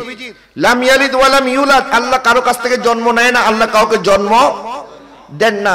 তাহলে যে আল্লাহ কারো কাছ থেকে জন্ম নেয় না, আল্লাহ কাউকে জন্ম দেয় না, তাহলে আমরা মিলাদুন নবী পালন করার মাধ্যমে এটাই আমরা প্রকাশ করি যে আমার নবীজির মিলাদ আছে, আমার নবীর জন্ম আছে, এবং নবীজি আদম সন্তান হিসাবে দুনিয়া থেকে ওফাত বরণ করেছেন। নবীজির ইন্তেকাল হয়েছে না? হয়েছে, কিন্তু নবীর ইন্তেকালটা আমাদের মতো না। এবং নবীজি কবর শরীফের মধ্যে রওজা মুবারাকে উনি আমাদের মতো মৃত মানুষের মতো পড়ে আছেন না, বরং নবীজি রওজা মুবারাকে হায়াতুন নবী। বলেন আমাদের নবী কি নবী? হায়াতুন নবী। তা আমি বললাম যে তুমি যে বললা মিলাদুন নবী পালন করলে শিরিক হবে, আচ্ছা শিরিকটা কেমনে হয় আমাকে একটু বুঝাও। মিলাদুন নবীর উদ্দেশ্য তো আমরা শিরিক মুক্ত। আল্লাহর জন্ম নাই, নবীর জন্ম আছে, তা আল্লাহর সাথে শরীক কেমনে হয়েছে? বলে তোমরা আল্লাহর সাথে নবীকে মহব্বতের শরীক করেছো। তোমরা আমার আল্লাহর চাইতে তোমরা নবীকে বেশি মহব্বত করো। নাউজুবিল্লাহ বলেন না? বলে আমরা নাকি নবীর মহব্বতের সাথে আল্লাহর মহব্বতকে গুলিয়ে ফেলেছি। তোমরা আল্লাহকে মহব্বত করো না, তোমরা আল্লাহর চাইতে নবীকে বেশি মহব্বত করো, এই জন্য মহব্বতের শিরিক হয়েছে। নাউজুবিল্লাহ বলেন না? তা আমি বললাম তোমার কাছে এমন কোন যন্ত্রটা আছে যে যন্ত্র দিয়ে তুমি আমাদের মহব্বত মাপতে পারলা? পৃথিবীর মধ্যে কি এমন কোন যন্ত্র আবিষ্কার হয়েছে যে যন্ত্র দিয়ে আমাদের মহব্বত মাপা যাবে? তো তুমি কি করে সুন্নিদের মহব্বত মেপেছো? সুন্নিদের মহব্বত তোমার কাছে কে বলে দিল আল্লাহর মহব্বতের চেয়ে নবীর মহব্বত বেশি? বরং আমরা তো নবীকে মহব্বত করি এটাও আল্লাহর সন্তুষ্টির জন্য। কথা বলেন না ঠিক কিনা? নবীকে মহব্বত করেছেন আল্লাহ, বলেন নবীকে মহব্বত করেছে কে? আল্লাহ। আর আল্লাহর মহব্বত পাওয়ার পূর্ব শর্ত নবীকে মহব্বত করা। কথা বলেন ঠিক কিনা? আল্লাহ পাক ইরশাদ করেছেন কুল ইন কুনতুম তুহিব্বুনাল্লাহ ফাত্তাবিউনি ইউহিব্বুকুমুল্লাহ। হাবিব তাদেরকে বলে দিন তারা যদি আমাকে ভালোবাসতে চায় তারা যেন আপনি নবীর ইত্তেবা করে, আপনি নবীকে মহব্বত করে। যখন তারা আপনি নবীকে মহব্বত করবে তখন আমি আল্লাহ নিজে তাদেরকে মহব্বত করব। আমরা নাকি আল্লাহর মহব্বতের সাথে নবীর মহব্বতকে গুলিয়ে ফেলেছি। নাউজুবিল্লাহ বলেন না? আরে মহব্বত করার জন্য তো দিলের প্রয়োজন হয়, সবার অন্তরে নবীর মহব্বত আসে না। আল্লাহ পাক আবু জেহেলকেও নবীকে দেখার তৌফিক দিয়েছে, কিন্তু চেনার তৌফিক দেয় নাই। আর আবু বকর সিদ্দিক রাদিয়াল্লাহু তাআলা দেখার সাথে সাথে চিনে ফেলেছে। যারা বলেন না সুবহানাল্লাহ। অনেক সাহাবায়ে কেরাম পরবর্তীতে সাহাবী হয়েছে, আগে নবীর মুজিজা দেখেছে, নবীকে বিভিন্ন প্রশ্ন করেছে, যখন নবী তাদের প্রশ্নের উত্তর দিয়েছে তখন তারা সাহাবী হয়েছে। কিন্তু আবু বকর সিদ্দিক রাদিয়াল্লাহু তাআলা আনহু নবীজির কোনো মুজিজা দেখে নাই, নবীজির কাছে কোনো প্রশ্ন করে নাই, নবীর কাছ থেকে কোনো যুক্তি দিয়ে তর্ক করে নবীর কাছ থেকে উত্তর হাসিল করে ঈমান আনে নাই। বরং আবু বকর সিদ্দিক রাদিয়াল্লাহু তাআলা আনহু যখন শুনেছে আমার নবী বলেছেন আমি নবী খাতামুন নবিয়্যিন, তখন সাথে সাথে আবু বকর সিদ্দিক কালেমা পড়ে মুসলমান হয়ে গেছে। তাহলে যুক্তি দিয়ে তর্ক দিয়ে কোনো জিনিস হাসিল করা যায় না। হাসিল করার জন্য একটা স্বচ্ছ হৃদয় লাগে আর নবীর মহব্বত লাগে। ঠিক কিনা বলেন না? প্যারে হাজরিন, আরো ঘন্টার পর ঘন্টা আমরা এই মিলাদুন নবীর দলিল দিতে দিতে যদি আমরা মরেও যাই, যারা না মানার তারা কোনোদিন মানবে না। আর যারা মানার তারা বলে হুজুর এত কথা লাগবে না, আমার ছেলে হয়েছে, আমার ছেলের আনন্দে আমি খুশি হয়ে মানুষকে মিষ্টি খাওয়াই, মানুষকে খাসি জবাই করে খাওয়াই, মানুষকে গরু জবাই করে খাওয়াই, তখন তো কেউ প্রশ্ন করে না তুমি যে গরু খাওয়াইলা, খাসি খাওয়াইলা, মিষ্টি খাওয়াইলা, এত খুশি হইলা, আমাদেরকে দাওয়াত দিলা, এটার দলিল কোথায় পাইছো? তখন তো কেউ বলে না এটার দলিল কি। তাহলে আমার সন্তানের আগমনের খুশিতে যদি আমি এত আয়োজন করতে পারি, এটার জন্য যেন দলিল দরকার হয় না। আমার নবীর মিলাদের জন্য আল্লাহ যতটুকু সামর্থ্য দিয়েছে আমরা সেইভাবে খুশি উদযাপন করব, এটার জন্য দলিলের প্রয়োজন হয় না। কথা বলেন ঠিক কিনা? প্রিয় হাজরিন, এই ঘন্টার পর ঘন্টা এই দলিলের পিছনে ছুটে আমাদের সময় নষ্ট না করে বরং আমার নবীর শান আজমতের আলোচনা বেশি বেশি করা দরকার। মানুষের অন্তরে নবীর মহব্বতের বীজ বপন করা দরকার। ঠিক কিনা বলেন? এই আবু জেহেল মার্কা এগুলিকে আপনি যতই বোঝানোর চেষ্টা করেন, খতামাল্লাহু আলা কুলুবিহিম ওয়া আলা সামিহিম ওয়া আলা আবসারিহিম, যাদের অন্তরে আল্লাহ মোহর মেরে দিয়েছে এদেরকে হাজারটা দলিল দিল তারা মানবে। এরা বলে তাহলে নবীর আগমনে খুশি হয়ে তোমরা বাংলাদেশের জশ্নে জুলুস করো, তো সৌদি আরবে হয় না কেন? মিলাদুন নবীর জুলুস তো মক্কা মদিনায় হওয়া দরকার, কিন্তু সেখানে হয় না, তোমরা কেন করো? মনে রাখবেন, মক্কা মদিনা আমাদের জন্য দলিল নয়, সৌদি আরব আমাদের জন্য দলিল নয়। আমাদের জন্য দলিল কোরআন, সুন্নাহ, ইজমা, কিয়াস। পরিষ্কার কথা। বর্তমান ফিলিস্তিনের মধ্যে যে জুলুম হচ্ছে, নির্যাতন হচ্ছে, পৃথিবীর প্রত্যেকটা দেশে দেশে বিক্ষোভ মিছিল হয়েছে, কিন্তু আজকে 1 মাস হয়ে গেছে সৌদি আরবের মধ্যে একটা বিক্ষোভ মিছিল হয় নাই। কথা বলেন না ঠিক কিনা? 2034 সালে ফুটবল বিশ্বকাপ আয়োজন করার জন্য ফিফার কাছে দরখাস্ত দিয়েছে এবং আশা করা যায় 2034 সালে ফুটবল বিশ্বকাপ সৌদি আরবের বুকে হবে। এখন আমাকে বলেন, সৌদি আরবের মধ্যে জুলুস হয় না, সৌদি আরবের মধ্যে ফিলিস্তিনিদের পক্ষে সেখানে মিছিল হয় না, মিটিং হয় না, বিক্ষোভ হয় না, কিন্তু গত সপ্তাহে সেখানে ইন্ডিয়া থেকে সালমান খান নামে একজন নায়ক আছে না, এই সালমান খান বিশ্বের মধ্যে তারকা ফুটবলার রোনাল্ডো, এটা মুসলমান না খ্রিস্টান? এই সালমান খান আর রোনাল্ডোকে নিয়ে তারা বিশাল কনসার্ট করেছে, লক্ষ লক্ষ মানুষ সেখানে হয়েছে। অথচ ফিলিস্তিনের মধ্যে আমাদের মুসলমান ভাইরা পাখির মতো তাদেরকে গুলি করে ইহুদিরা তাদেরকে হত্যা করতেছে, ঠিক কিনা বলেন? যেখানে সৌদি আরবের মতো পার্শ্ববর্তী রাষ্ট্র, আজকে মায়ানমারের মধ্যে, ইন্ডিয়ার মধ্যে যদি আমাদের কোনো মুসলমানের উপরে আক্রমণ হয়, আমরা কি এই দেশে আনন্দ উল্লাস করতে পারবো? আর 6000 কিলোমিটার দূর ফিলিস্তিনের মধ্যে যে আক্রমণ, নির্যাতন, নিপীড়ন হচ্ছে, ইসরায়েলিরা করতেছে ফিলিস্তিনদের উপরে, এটার নিন্দা আমরা যেমন যাপন করেছি, এটার জন্য মিছিল করেছি, মিটিং করেছি, কই সৌদি আরবের মধ্যে তো এগুলি দেখলাম না। কিন্তু সৌদি আরবের মধ্যে বিশ্বকাপ ফুটবলের আয়োজন চলতেছে, ওপেন কনসার্ট হচ্ছে, 360টা সিনেমা হল তারা চালু করেছে, কোটি কোটি টাকা খরচ করে বিধর্মী বিদেশি খেলোয়াড়দেরকে তারা খরিদ করতেছে। তাহলে বোঝা গেল সৌদি আরবের নাম ইসলাম নয়, বরং কোরআন সুন্নাহ ইজমা কিয়াসের নাম ইসলাম। কথা বলে ঠিক কিনা? সুতরাং আমাদেরকে বারবার সৌদি আরব করবেন না। আপনার বাংলাদেশ ভালো না লাগলে সৌদি আরবে চলে যান, কিন্তু আমরা দূরে থাকলেও আমার নবীর মহব্বতের কোনো কমতি আমাদের অন্তরে নাই। কাছাকাছি থাকলেই যে সবাই হেদায়েত পাবে এমন তো কোনো কথা নাই। তো কাছাকাছি তো আবু জেহেলও ছিল, আবু জেহেল তো হেদায়েত পায় নাই।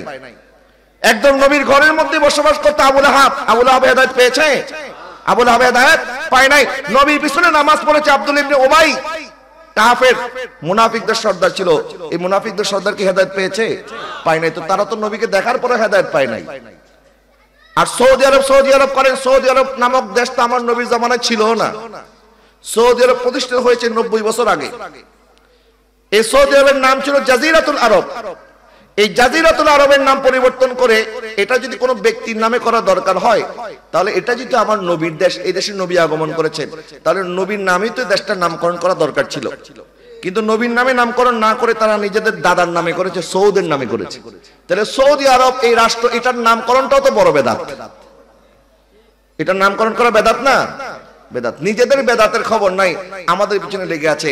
আমরা বলি তোমরা আমাদেরকে যতই অপবাদ দাও না কেন, কিয়ামতের ময়দানে ফয়সালা হয়ে যাবে। আমরা নবীর মহব্বতে জশ্নে জুলুস করেছি, নবীর মহব্বতে আমরা মিলাদুন নবী পালন করেছি। আমাদেরকে বেদাতি বেদাতি বলে চিৎকার করে গালি দিয়েছো। তোমরা যতই গালি দাও না কেন, আমাদের অন্তর থেকে নবীর মহব্বত তোমরা বের করতে পারবে না। কথা বলে ঠিক কিনা? जश्ने आमदे रसूल अल्लाह ही अल्लाह, बीबी आमिना के फूल ही अल्लाह, अल्लाह ही अल्लाह बोलो, अल्लाह ही अल्लाह, अल्लाह ही अल्लाह बोलो, अल्लाह ही अल्लाह। जश्ने आमदे रसूल ही अल्लाह, बीबी आमिना के फूल। নবীর শান শুনলে খারাপ লাগে না ভালো লাগে? নবীর শান যত শুনি ততই ভালো লাগে, ঠিক কিনা বলেন? কারণ আমার নবীজির নাম মোবারক হচ্ছে মুহাম্মদ। মুহাম্মদ শব্দের অর্থ হচ্ছে অধিক প্রশংসিত। হুয়া মাহমুদুন হামদান বাদা হামদিন, যার প্রশংসা চলছে, চলতে থাকবে। প্রশংসার পর প্রশংসা যার করা হয় তিনি হচ্ছে মুহাম্মদ। নবীজিকে কাফেররা গালি দিত মুহাম্মদ মুহাম্মদ বলে। তো একজন আরবি ভাষাবিদ, তারা তো আরবি ভাষায় পারদর্শী, তখন একজন তাকে বলতেছে, তাদেরকে বলতেছে, তোমরা যে মোহাম্মদ মোহাম্মদ বলে গালি দাও, তো মোহাম্মদ শব্দের অর্থ তো প্রশংসিত, তো যার প্রশংসা হয় তাকে কি গালি দেওয়া যায়? তো কাফেরা বলতে, তাহলে এক কাজ করি, আমরা তার নামটাই পরিবর্তন করে দেই। বলে কি নাম? বলে আমরা মোহাম্মদ বলে আর গালি দিব না, আমরা মুজাম্মাম বলে গালি দিব। নাউজুবিল্লাহ বলেন না। তখন সাহাবায়ে কেরাম যখন নবীজির কাছে বিচার নিয়ে আসছেন, হুজুর এখন তো তারা মোহাম্মদ বলে গালি দেয় না, এখন আপনাকে মুজাম্মাম বলে বলে গালি দিচ্ছে। নবীজি সাল্লাল্লাহু আলাইহি ওয়াসাল্লাম ইরশাদ করলেন, ইয়াশতামুনা মুজাম্মামান ওয়া ইয়ালআনুনা মুজাম্মামান ওয়া আনা মুহাম্মদ সাল্লাল্লাহু আলাইহি ওয়াসাল্লাম। ও আমার সাহাবীরা, তোমরা কষ্ট কেন পাচ্ছ? তারা তো আমাকে গালি দিচ্ছে না, তারা তো মুজাম্মামকে গালি দিচ্ছে। আর আমার নাম মুজাম্মাম নয়, আমার নাম হচ্ছে মুহাম্মদ। যেই নাম মুবারক আল্লাহ সুবহানাহু ওয়া তাআলা নিজের নামের পাশে বসিয়ে দিয়েছেন। আযানের মধ্যে যখন আশহাদু আল্লা ইলাহা ইল্লাল্লাহ উচ্চারিত হয়, সাথে সাথে আশহাদু আন্না মুহাম্মাদুর রাসূলুল্লাহ সাল্লাল্লাহু আলাইহি ওয়াসাল্লাম উচ্চারিত হয়। ঠিক কিনা বলেন? আল্লাহ পাক বলেছেন, ওয়া রাফা'না লাকা যিকরাক, হাবিব যেখানে আমার নাম সেখানে আপনার নাম, যেখানে আমার জিকির সেখানে আপনার জিকির। ইজা যুকিরু যুকিরতা মাই, এই জন্য আযানের মধ্যে আল্লাহর নাম, রাসূলের নাম, ইকামতের মধ্যে আল্লাহর নাম, রাসূলের নাম। হাবিব যেখানে জিকির করবে সেখানে আমারও নাম হবে, আপনারও নাম হবে। জিকির করনে ওয়ালা আমি, যার জিকির করে তিনি হচ্ছেন আপনি। শান দেনে ওয়ালা আমি, লেনে ওয়ালা আপনি। মুজাম্মিলের চাদর দেনে ওয়ালা আমি, ওই চাদরের গুনাহগারদেরকে বাঁচানে ওয়ালা আপনি। হাবিব জান্নাত আমার, মালিক আপনি। কাউসার আমার, সাকি আপনি। কালাম আমার, জবান আপনার। রুবুবিয়ত আমার, খতমে নবুয়ত আপনার। ইবাদত আমার, সব নবীদের আগে। ইমামত আপনার, খলকত আমার, উম্মত আপনার। বখশিশ আমার, আর শাফাআত হচ্ছে আপনার।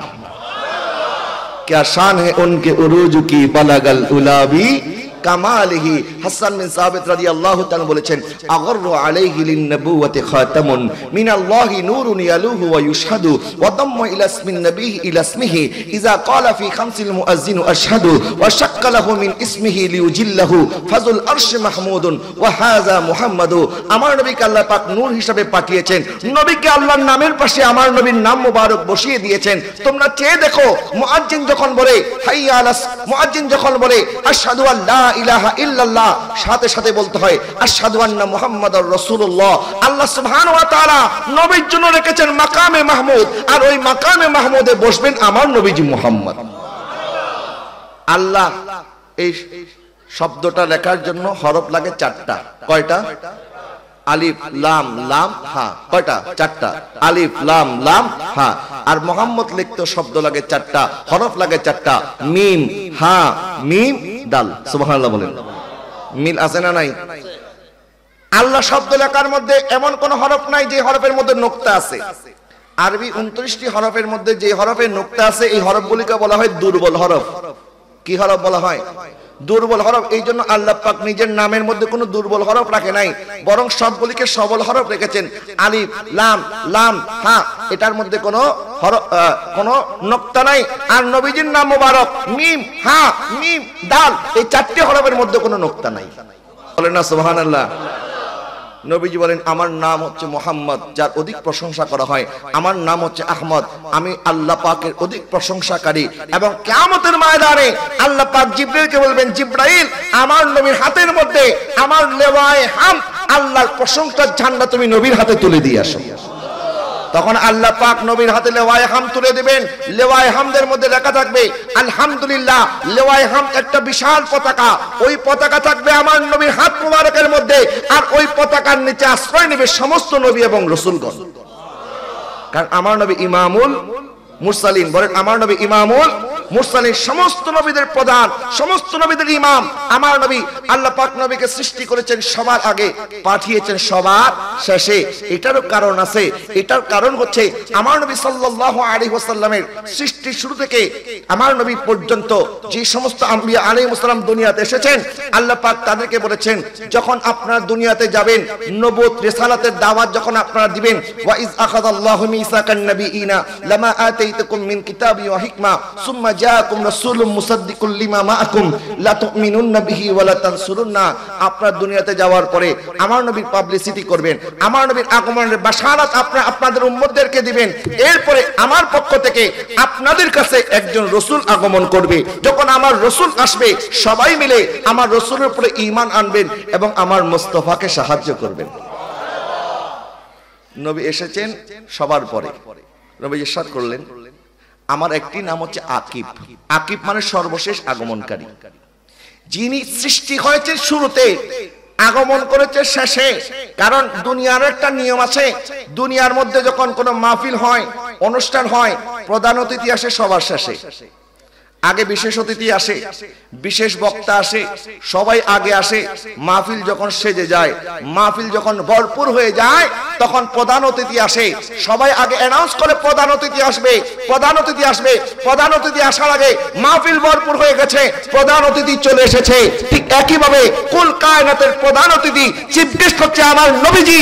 আল্লাহ পাক নবীদেরকে পাঠিয়ে দিলেন, বললো তোমরা গিয়ে, আল্লাহ পাক বলেন তোমরা গিয়ে আমার নবীর পাবলিসিটি করো, আমার নবীর আগমনের বাশারাত দান করো উম্মতদেরকে। যখন কায়নাত সেজে গেছে, 12 রবিউল আউয়ালে আমার দয়াল নবীকে আল্লাহ পাঠিয়ে দিয়েছেন। ओ जिसके लिए महफिल कौनैन सजी है, फिर दो से बड़ी जिसके वसीले से बनी है। ओ हाशिमी, ओ हाशिमी मक्की मदनी उल अरबी है। ओ मेरा नबी है, ओ मेरा नबी ओ मेरा नबी है, ओ मेरा नबी है। अहमद है, मुहम्मद है, वही खत्म रसूल है। मखदूम मुरब्बी है, वही वाली कुल है। उस पर ही नजर, उस पर ही नजर सारे जमाने की लगी है। ओ मेरा नबी है, ओ मेरा नबी।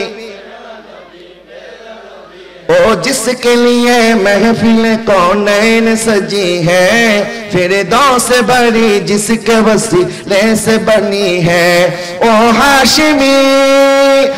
हाशिमी मक्की मदनी उल अरबी है।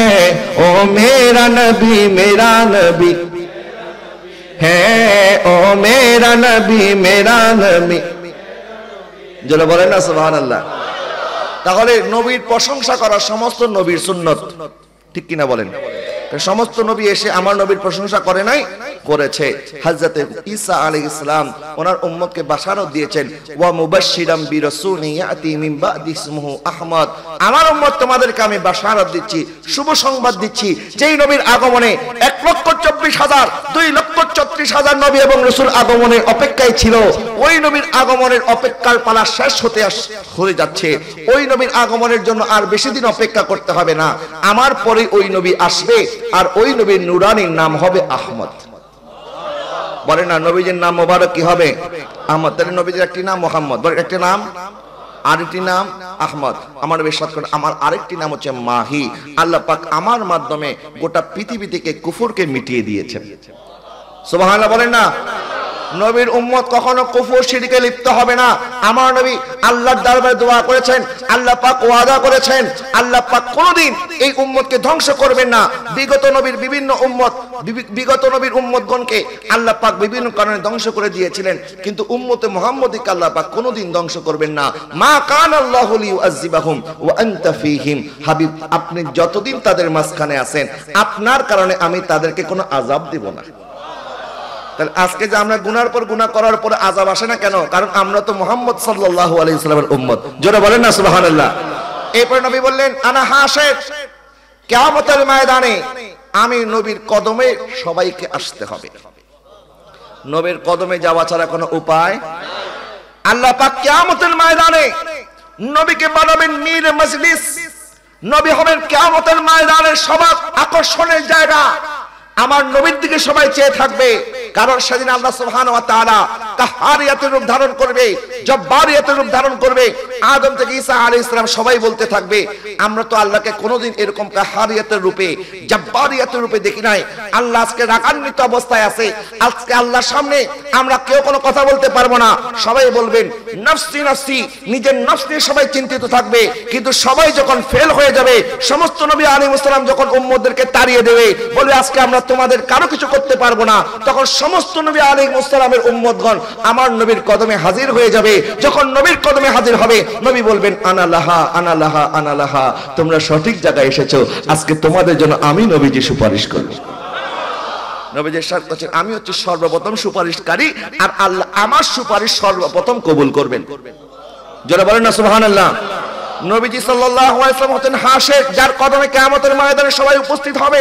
এবং নবী ইরশাদ করলেন আনা আকিব, আমি হচ্ছে সর্বশেষ আগমনকারী, লা নবিয়্যা বাদি, আমার পরে আর কোন নবী আসবে না।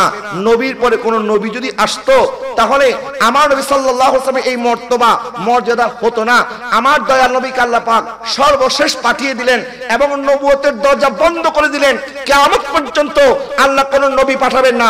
এবং নবীজি সাল্লাল্লাহু আলাইহি ওয়াসাল্লাম ইরশাদ করেছেন আমার পূর্বে আল্লাহ কোন নবীকে এই 5টি নিয়ামত দেয় নাই, আমাকে দিয়েছেন। জোরে বলেন না সুবহানাল্লাহ। কয়টা নিয়ামত? 5টা। 1 নাম্বার, আল্লাহ সুবহানাহু ওয়া তাআলা আমার প্রভাবকে কাফেরদের উপরে গালেব করে দিয়েছেন। আমি নবীজি সাল্লাল্লাহু আলাইহি ওয়াসাল্লামের প্রভাবকে আল্লাহ পাক 1 মাসের সফর পরিমাণ দূরত্ব পর্যন্ত আল্লাহ পাক বিস্তৃত করে দিয়েছেন।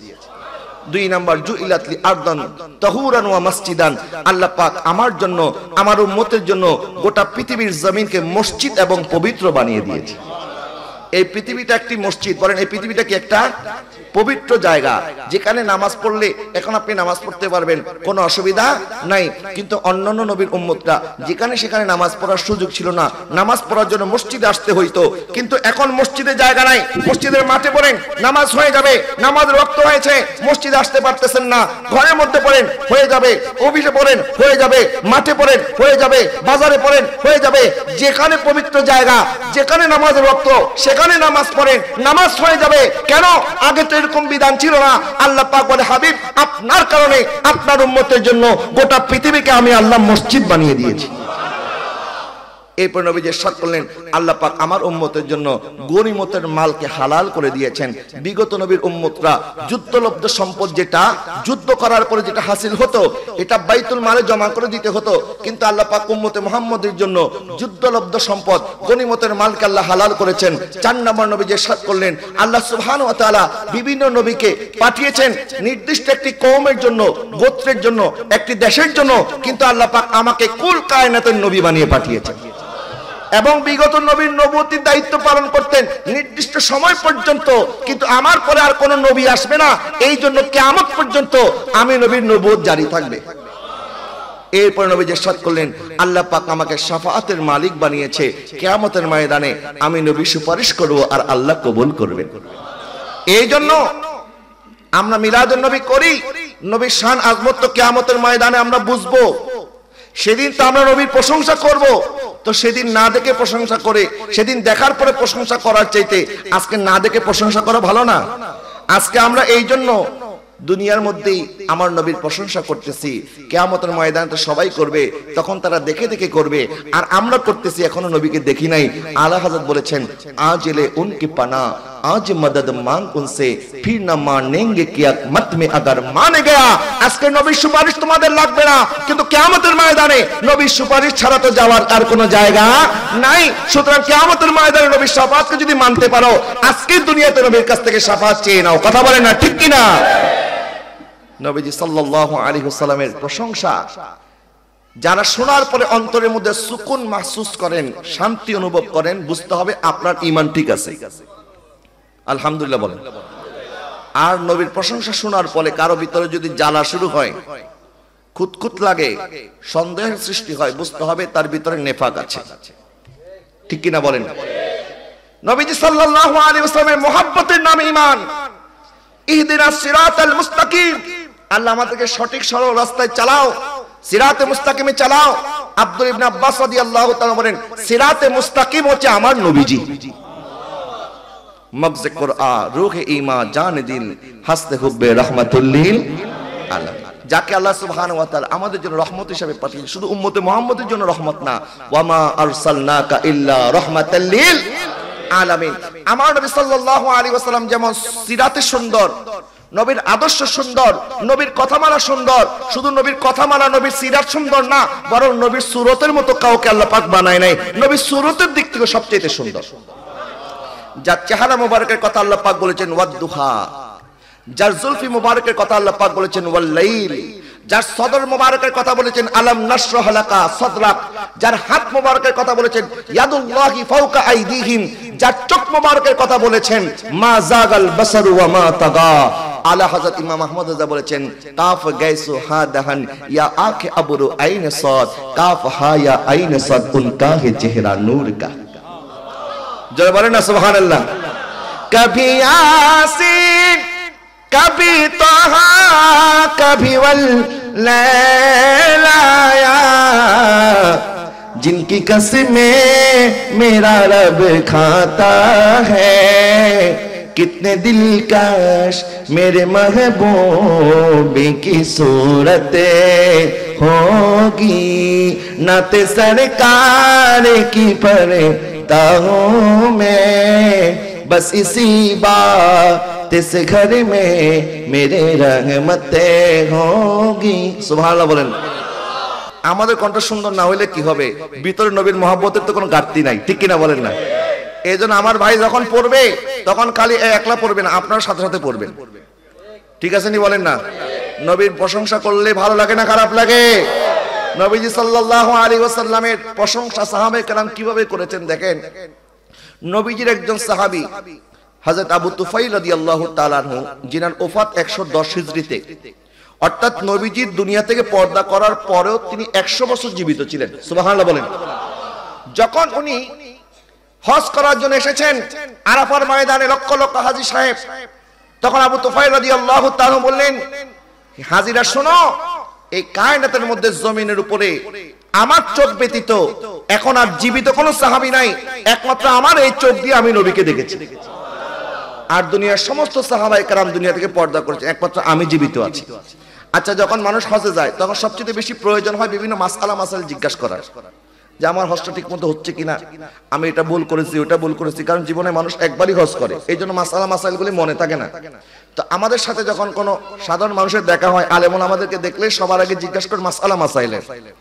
কিন্তু আবু তুফাইল রাদিয়াল্লাহু তাআলা যখন বললেন যে কায়নাতের মধ্যে এই মুহূর্তে আমি ছাড়া আর কোন নবীর সাহাবী নাই, আমার চোখ ছাড়া এখন আর দুনিয়াতে এমন কোন চোখ দুনিয়ার উপরে নাই যিনি নবীকে দেখেছেন, আমি নবীকে দেখেছি, তখন সমস্ত তাবেঈনগণ এটা জিজ্ঞাসা করে নাই আমার নবী হজ কেমনে করেছেন, আমার নবী ইহরাম কেমনে বেঁধেছেন, আমার নবী হজের বিধিবিধানগুলি কিভাবে পালন করেছেন, এটা জিজ্ঞাসা করে নাই।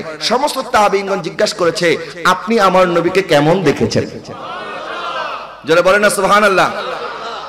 তখন হযরত আবু তুফাইল রাদিয়াল্লাহু তাআলা বললেন আমার নবী সাল্লাল্লাহু আলাইহি ওয়াসাল্লাম কানা আবিয়াদুন মালিগুন মুকাসসাদান, আমার নবী ছিলেন ফর্সা, আমার নবী ছিলেন সুন্দর। অনেক সময় বেশি ফর্সা হলে ফ্যাকাশে দেখা যায়, কিন্তু না না, আমার নবী এমন ফর্সা ছিলেন লাবণ্যময়, নবীর চেহারা মোবারকের দিকে তাকালে তাকায়ে থাকতে মন চাইতো। আর আমার নবী ছিলেন মধ্যম গড়নের, আমার নবী না উঁচা ছিলেন না বেটে ছিলেন, আমার নবী সদর মোবারক না বেশি প্রশস্ত ছিল না আবার বেশি চিকন ছিল, আমার নবী পেট মোবারক না উঁচা ছিল না নিচা ছিল, নবীজির বুক মোবারক আর পেট মোবারক বরাবর ছিল, নবীর কাঁধ মোবারক অনেক সুন্দর ছিল, নবীজি বেশি লম্বা চূড়াও ছিলেন না, আবার নবীজি বেটেও ছিলেন না, কিন্তু নবীর চাইতে লম্বা লম্বা অনেক সাহাবী ছিলেন। কিন্তু এত এত সাহাবীর মাঝখানে যখন আমার নবী তাশরীফ আনতেন তখন অন্য কোন মানুষের মাথা দেখা যেত না, আমার নবীর চেহারা মোবারক সবচেয়ে উঁচা দেখা যেত। নবীজি সাল্লাল্লাহু আলাইহি ওয়াসাল্লামের একজন সাহাবী হযরতে মাইমুনা বিনতে কাদ্দাম রাদিয়াল্লাহু তাআলা আনহা, একজন মহিলা সাহাবী মাইমুনা বিনতে কাদ্দাম রাদিয়াল্লাহু তাআলা বলেন বিদায় হজের সময় আমি আমার আব্বা জানের সাথে নবীজির পিছনে পিছনে হজ করার জন্য গিয়েছি। তো একটা কাজের জন্য আমার আব্বা জান নবীজির কাছে একটু গিয়েছিলেন। নবীজি তখন নবীজির পছন্দের উট মোবারক কাসওয়ার পিঠে বসে বসে, কাসওয়ার পিঠ মোবারকের মধ্যে নবীজি বসা অবস্থায় ছিলেন। তা আমার আব্বা যখন নবীজির সাথে কথা বলতেছেন তখন নবীজির চেহারা মোবারক থেকে এমন নূর বের হচ্ছে, আমি মাইমুনা আমার সাধ্য হয় নাই নবীজির চেহারা মোবারকের দিকে তাকিয়ে থাকবো, আমি নবীর চেহারা মোবারকের নূর সহ্য করতে পারছিলাম না, আমি তাকিয়ে থাকতে পারছিলাম না, তখন আমি নবীজির কদম মোবারকের দিকে চেয়েছিলাম। বলে তোমরা আমার নবীর চেহারা মোবারকের সৌন্দর্যের কথা জিজ্ঞাসা করিও না, নবীর চেহারার সৌন্দর্য তো আমি বলতে পারবো না, কিন্তু আমি নবীজির কদম মোবারকের দিকে চেয়েছিলাম। ফামা নাসিতু ফিমা নাসিতু তুল আসবাহ কদমাহু, আমি তোমাদেরকে কি বলবো, নবীর চেহারা মোবারক কত সুন্দর এটা বলার সাহস আমার নাই, নবীর কদম মোবারকের সৌন্দর্য শোনো। আমি নবীর কদম মোবারক যখন দেখেছি, নবীর কদম মোবারক এত সুন্দর এত সুন্দর, আমি জীবনে নবীজির কদম মোবারকের সৌন্দর্য বলে শেষ করতে পারবো না। নবীর কদম মোবারকের সৌন্দর্য আমি কোনোদিন ভুলতেও পারবো না। তাহলে যে নবীর কদম এত সুন্দর, সেই নবীর চেহারা না জানি কত সুন্দর। সুবহানাল্লাহ বলেন না। নবীর আওলাদ 41তম বংশধর আওলাদ রাসূল আল্লামা তাহের শাহ মাদাজিলুল আলীকে আপনারা দেখেছেন না? যারা তৈয়ব শাহ হুজুর কেবলাকে দেখেছে তারা তো দেখেছেন, যারা সৈয়দ আহমদ শাহ শ্রীকুটি হুজুরকে দেখেছেন তারা তো দেখেছেন, কিন্তু আমরা তো হুজুর তৈয়ব শাহ রহমাতুল্লাহি আলাইহিকেও দেখি নাই, সৈয়দ আহমদ শাহ শ্রীকুটি হুজুরকেও দেখি নাই, কিন্তু আল্লামা তাহের শাহ মাদাজিলুল আলীকে দেখেছি।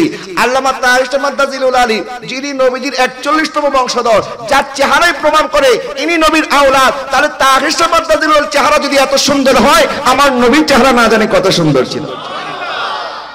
নবীজি সাল্লাল্লাহু আলাইহি ওয়াসাল্লামের চেহারা মোবারক, নবীজির চুল মোবারক, নবীজির লোয়াবে দাহান মোবারক, থুতু মোবারক আর কি, নবীজির ঘাম মোবারক, এটা প্রত্যেকটা জিনিসই আমাদের জন্য তাবারক। সুবহানাল্লাহ বলেন। কেউ কারো চুল কোনোদিন সংগ্রহ করে না, কিন্তু নবীর সাহাবায়ে কেরাম নবীজির চুল মোবারক সংগ্রহ করে রাখতেন, এবং ইন্তেকালের পূর্বে ওনারা সন্তানদেরকে নসিহত করতেন, আমার ইন্তেকালের পরে আমার কাফনের ভিতরে নবীর চুল মোবারকটা দিয়ে দিও, কারণ যে কবরে নবীর চুল মোবারক থাকবে ওই কবরে কখনো জাহান্নামের আগুন আসবে না। সাহাবায়ে কেরাম নবীজি সাল্লাল্লাহু আলাইহি ওয়াসাল্লামের উযুর পানি মোবারক নেওয়ার জন্য কারাকারি করতেন। হযরতে উরওয়া ইবনে মাসউদ আস-সাকাফি, যিনি তখনও সাহাবী হয় নাই, পরবর্তীতে ঈমান এনেছে, হুদায়বিয়ার জমিনে যখন সাহাবায়ে কেরাম নবীর সামনে বসে আছে, নবী ওযু করছে, এই ওযুর পানি নেওয়ার জন্য সাহাবায়ে কেরাম আমার নবীর পানি মোবারক হাতের মধ্যে নিবেন, এই জন্য তারা এমন ভাবে তাড়াহুড়া করতেছে, প্রতিযোগিতা করতেছে। উরওয়া ইবনে মাসউদ বলতেছে, আমার তো মনে হচ্ছে তারা এক ফোঁটা পানির জন্য মনে হয় জীবন দিয়ে দিবে। নবীর সাহাবীরা নবীকে কতটুকু মহব্বত করতেন।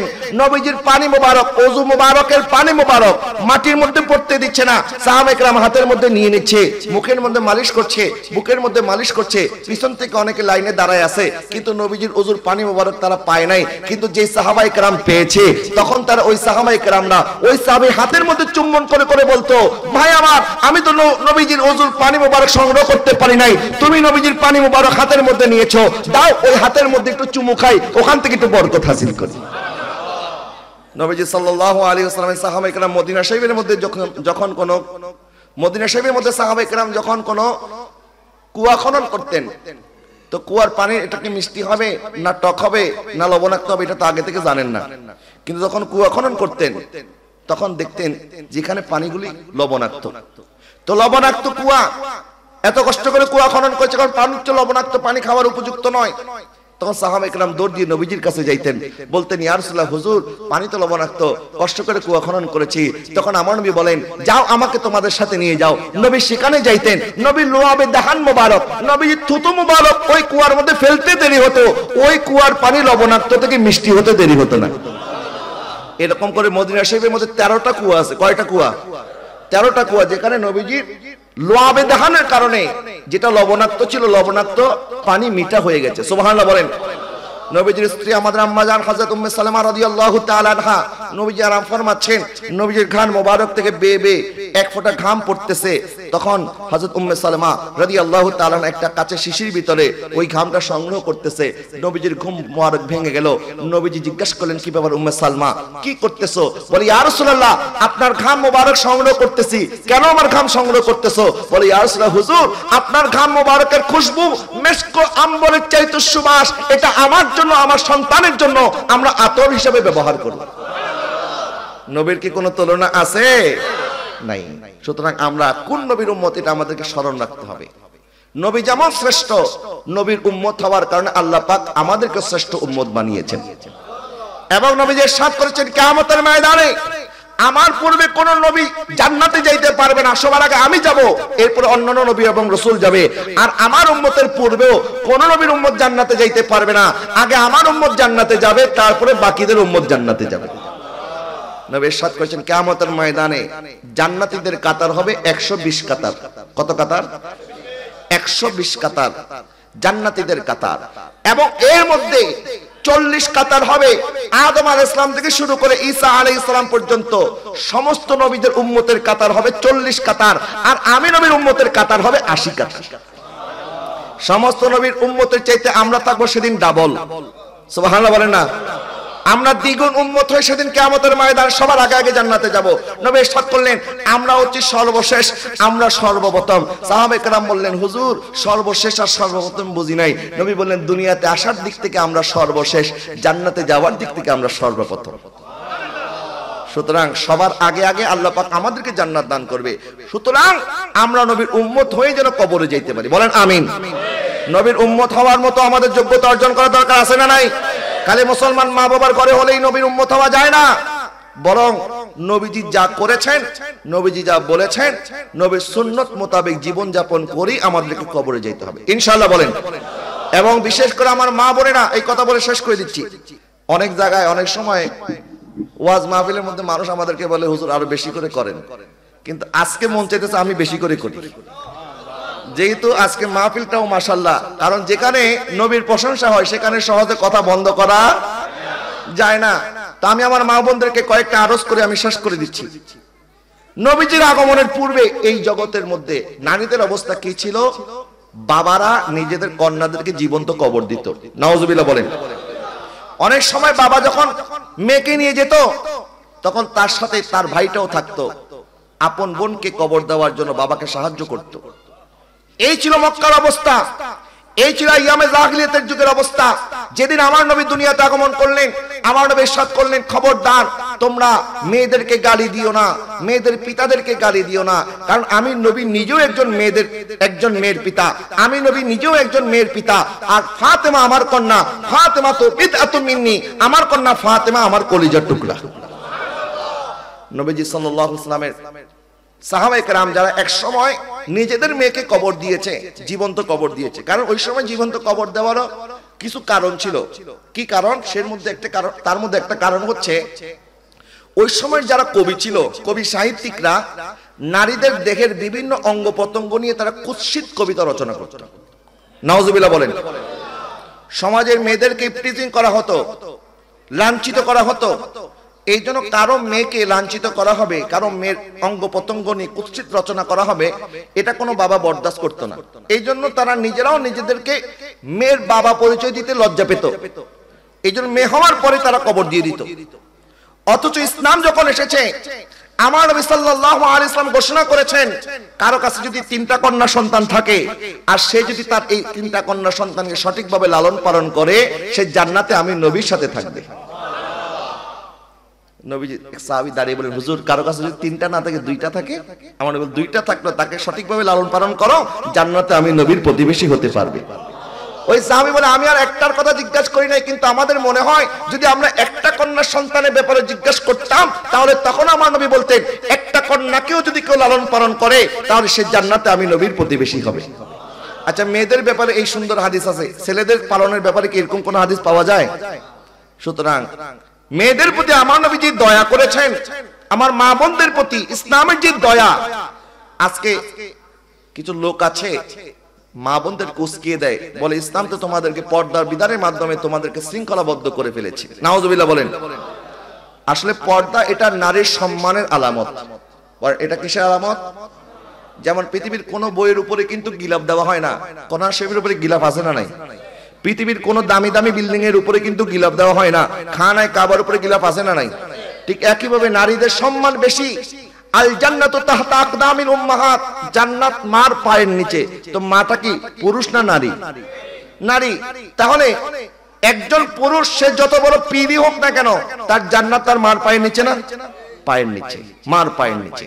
নবীজি সাল্লাল্লাহু আলাইহি ওয়াসাল্লাম শুধুমাত্র মেয়েদের ব্যাপারে বলে নাই, নবীজি এটাও বলেছেন কারো বাবার ইন্তেকাল হয়ে গেছে, তার একটা বোন আছে, এখন বাবার জায়গায় তার বড় ভাই তাকে লালন পালন করেছে, বড় করেছে, ভালো জায়গায় বিবাহের ব্যবস্থা করেছে। নবীজি 2 আঙ্গুল মোবারক পাশাপাশি দেখায় বললেন এই 2 আঙ্গুল যত কাছাকাছি আছে কিয়ামতের ময়দানে ওই ভাইটা আমার এত কাছাকাছি থাকবে। এমন অনেক নারী আছে যাদের স্বামী হয়তো তাকে তালাক দিয়ে দিয়েছে, এখন তার ভাইয়ের ঘরেই তার আশ্রয় হয়েছে, কিন্তু ভাইটা তার বোনকে ঘর থেকে ফিরিয়ে দেয় নাই। কিয়ামতের ময়দানে ওই বোনটা আল্লাহর সাথে ঝগড়া করবে, আল্লাহকে বলবে, আল্লাহ মাবুদ, দুনিয়াতে আমার আকলও দাও নাই, সকলও দাও নাই, আমার বাবার কোনো টাকা পয়সাও ছিল না, আমার স্বামী আমাকে তালাক দিয়ে ঘর থেকে বের করে দিয়েছিল, তখন দুনিয়াতে যখন যাওয়ার কোনো জায়গা ছিল না, আমার এই ভাইটা আমাকে আশ্রয় দিয়েছে, আজকে এই ভাইকে তুমি জাহান্নামে যাওয়ার হুকুম দিয়েছো, আল্লাহ এটা আমি মানতে পারি নাই, আল্লাহ আমার এই ভাইকে রেখে আমি একা একা জান্নাতে যাইতে পারবো না। তখন সেই বোনের সুপারিশের কারণে আল্লাহ পাক ওই ভাইকে জাহান্নাম থেকে জান্নাত দান করে দিবে। তো বোনদেরকে সম্মান করা দরকার আছে না নাই?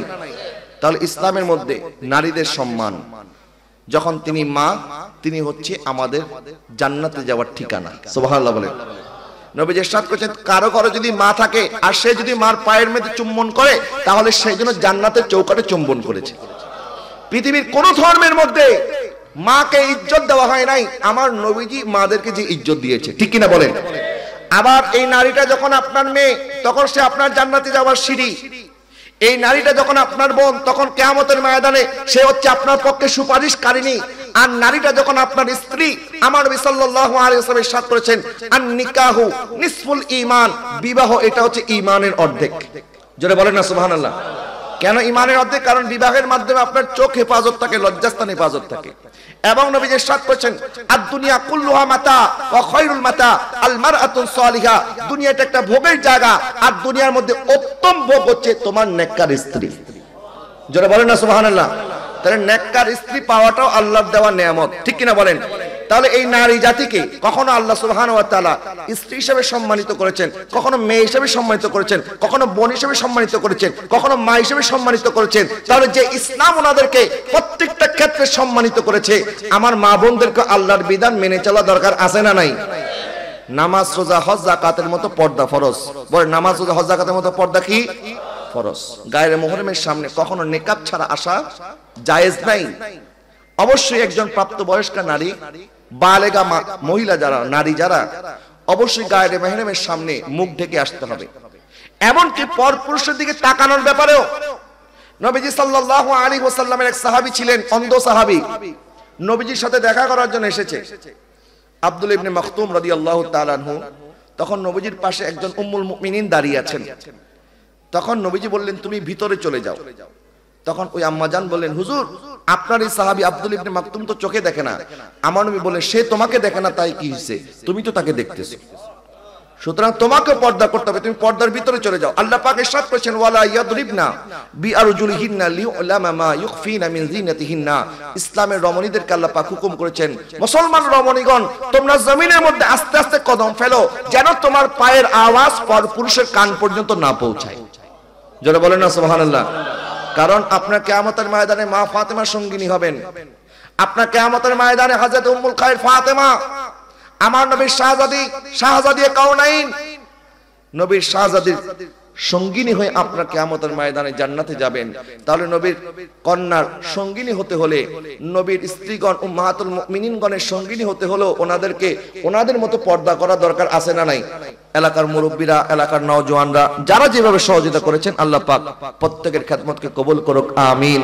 ওয়া আখির দাওয়ানা আলহামদুলিল্লাহি রাব্বিল আলামিন। আসসালামু আলাইকুম ওয়া রাহমাতুল্লাহি ওয়া বারাকাতুহু।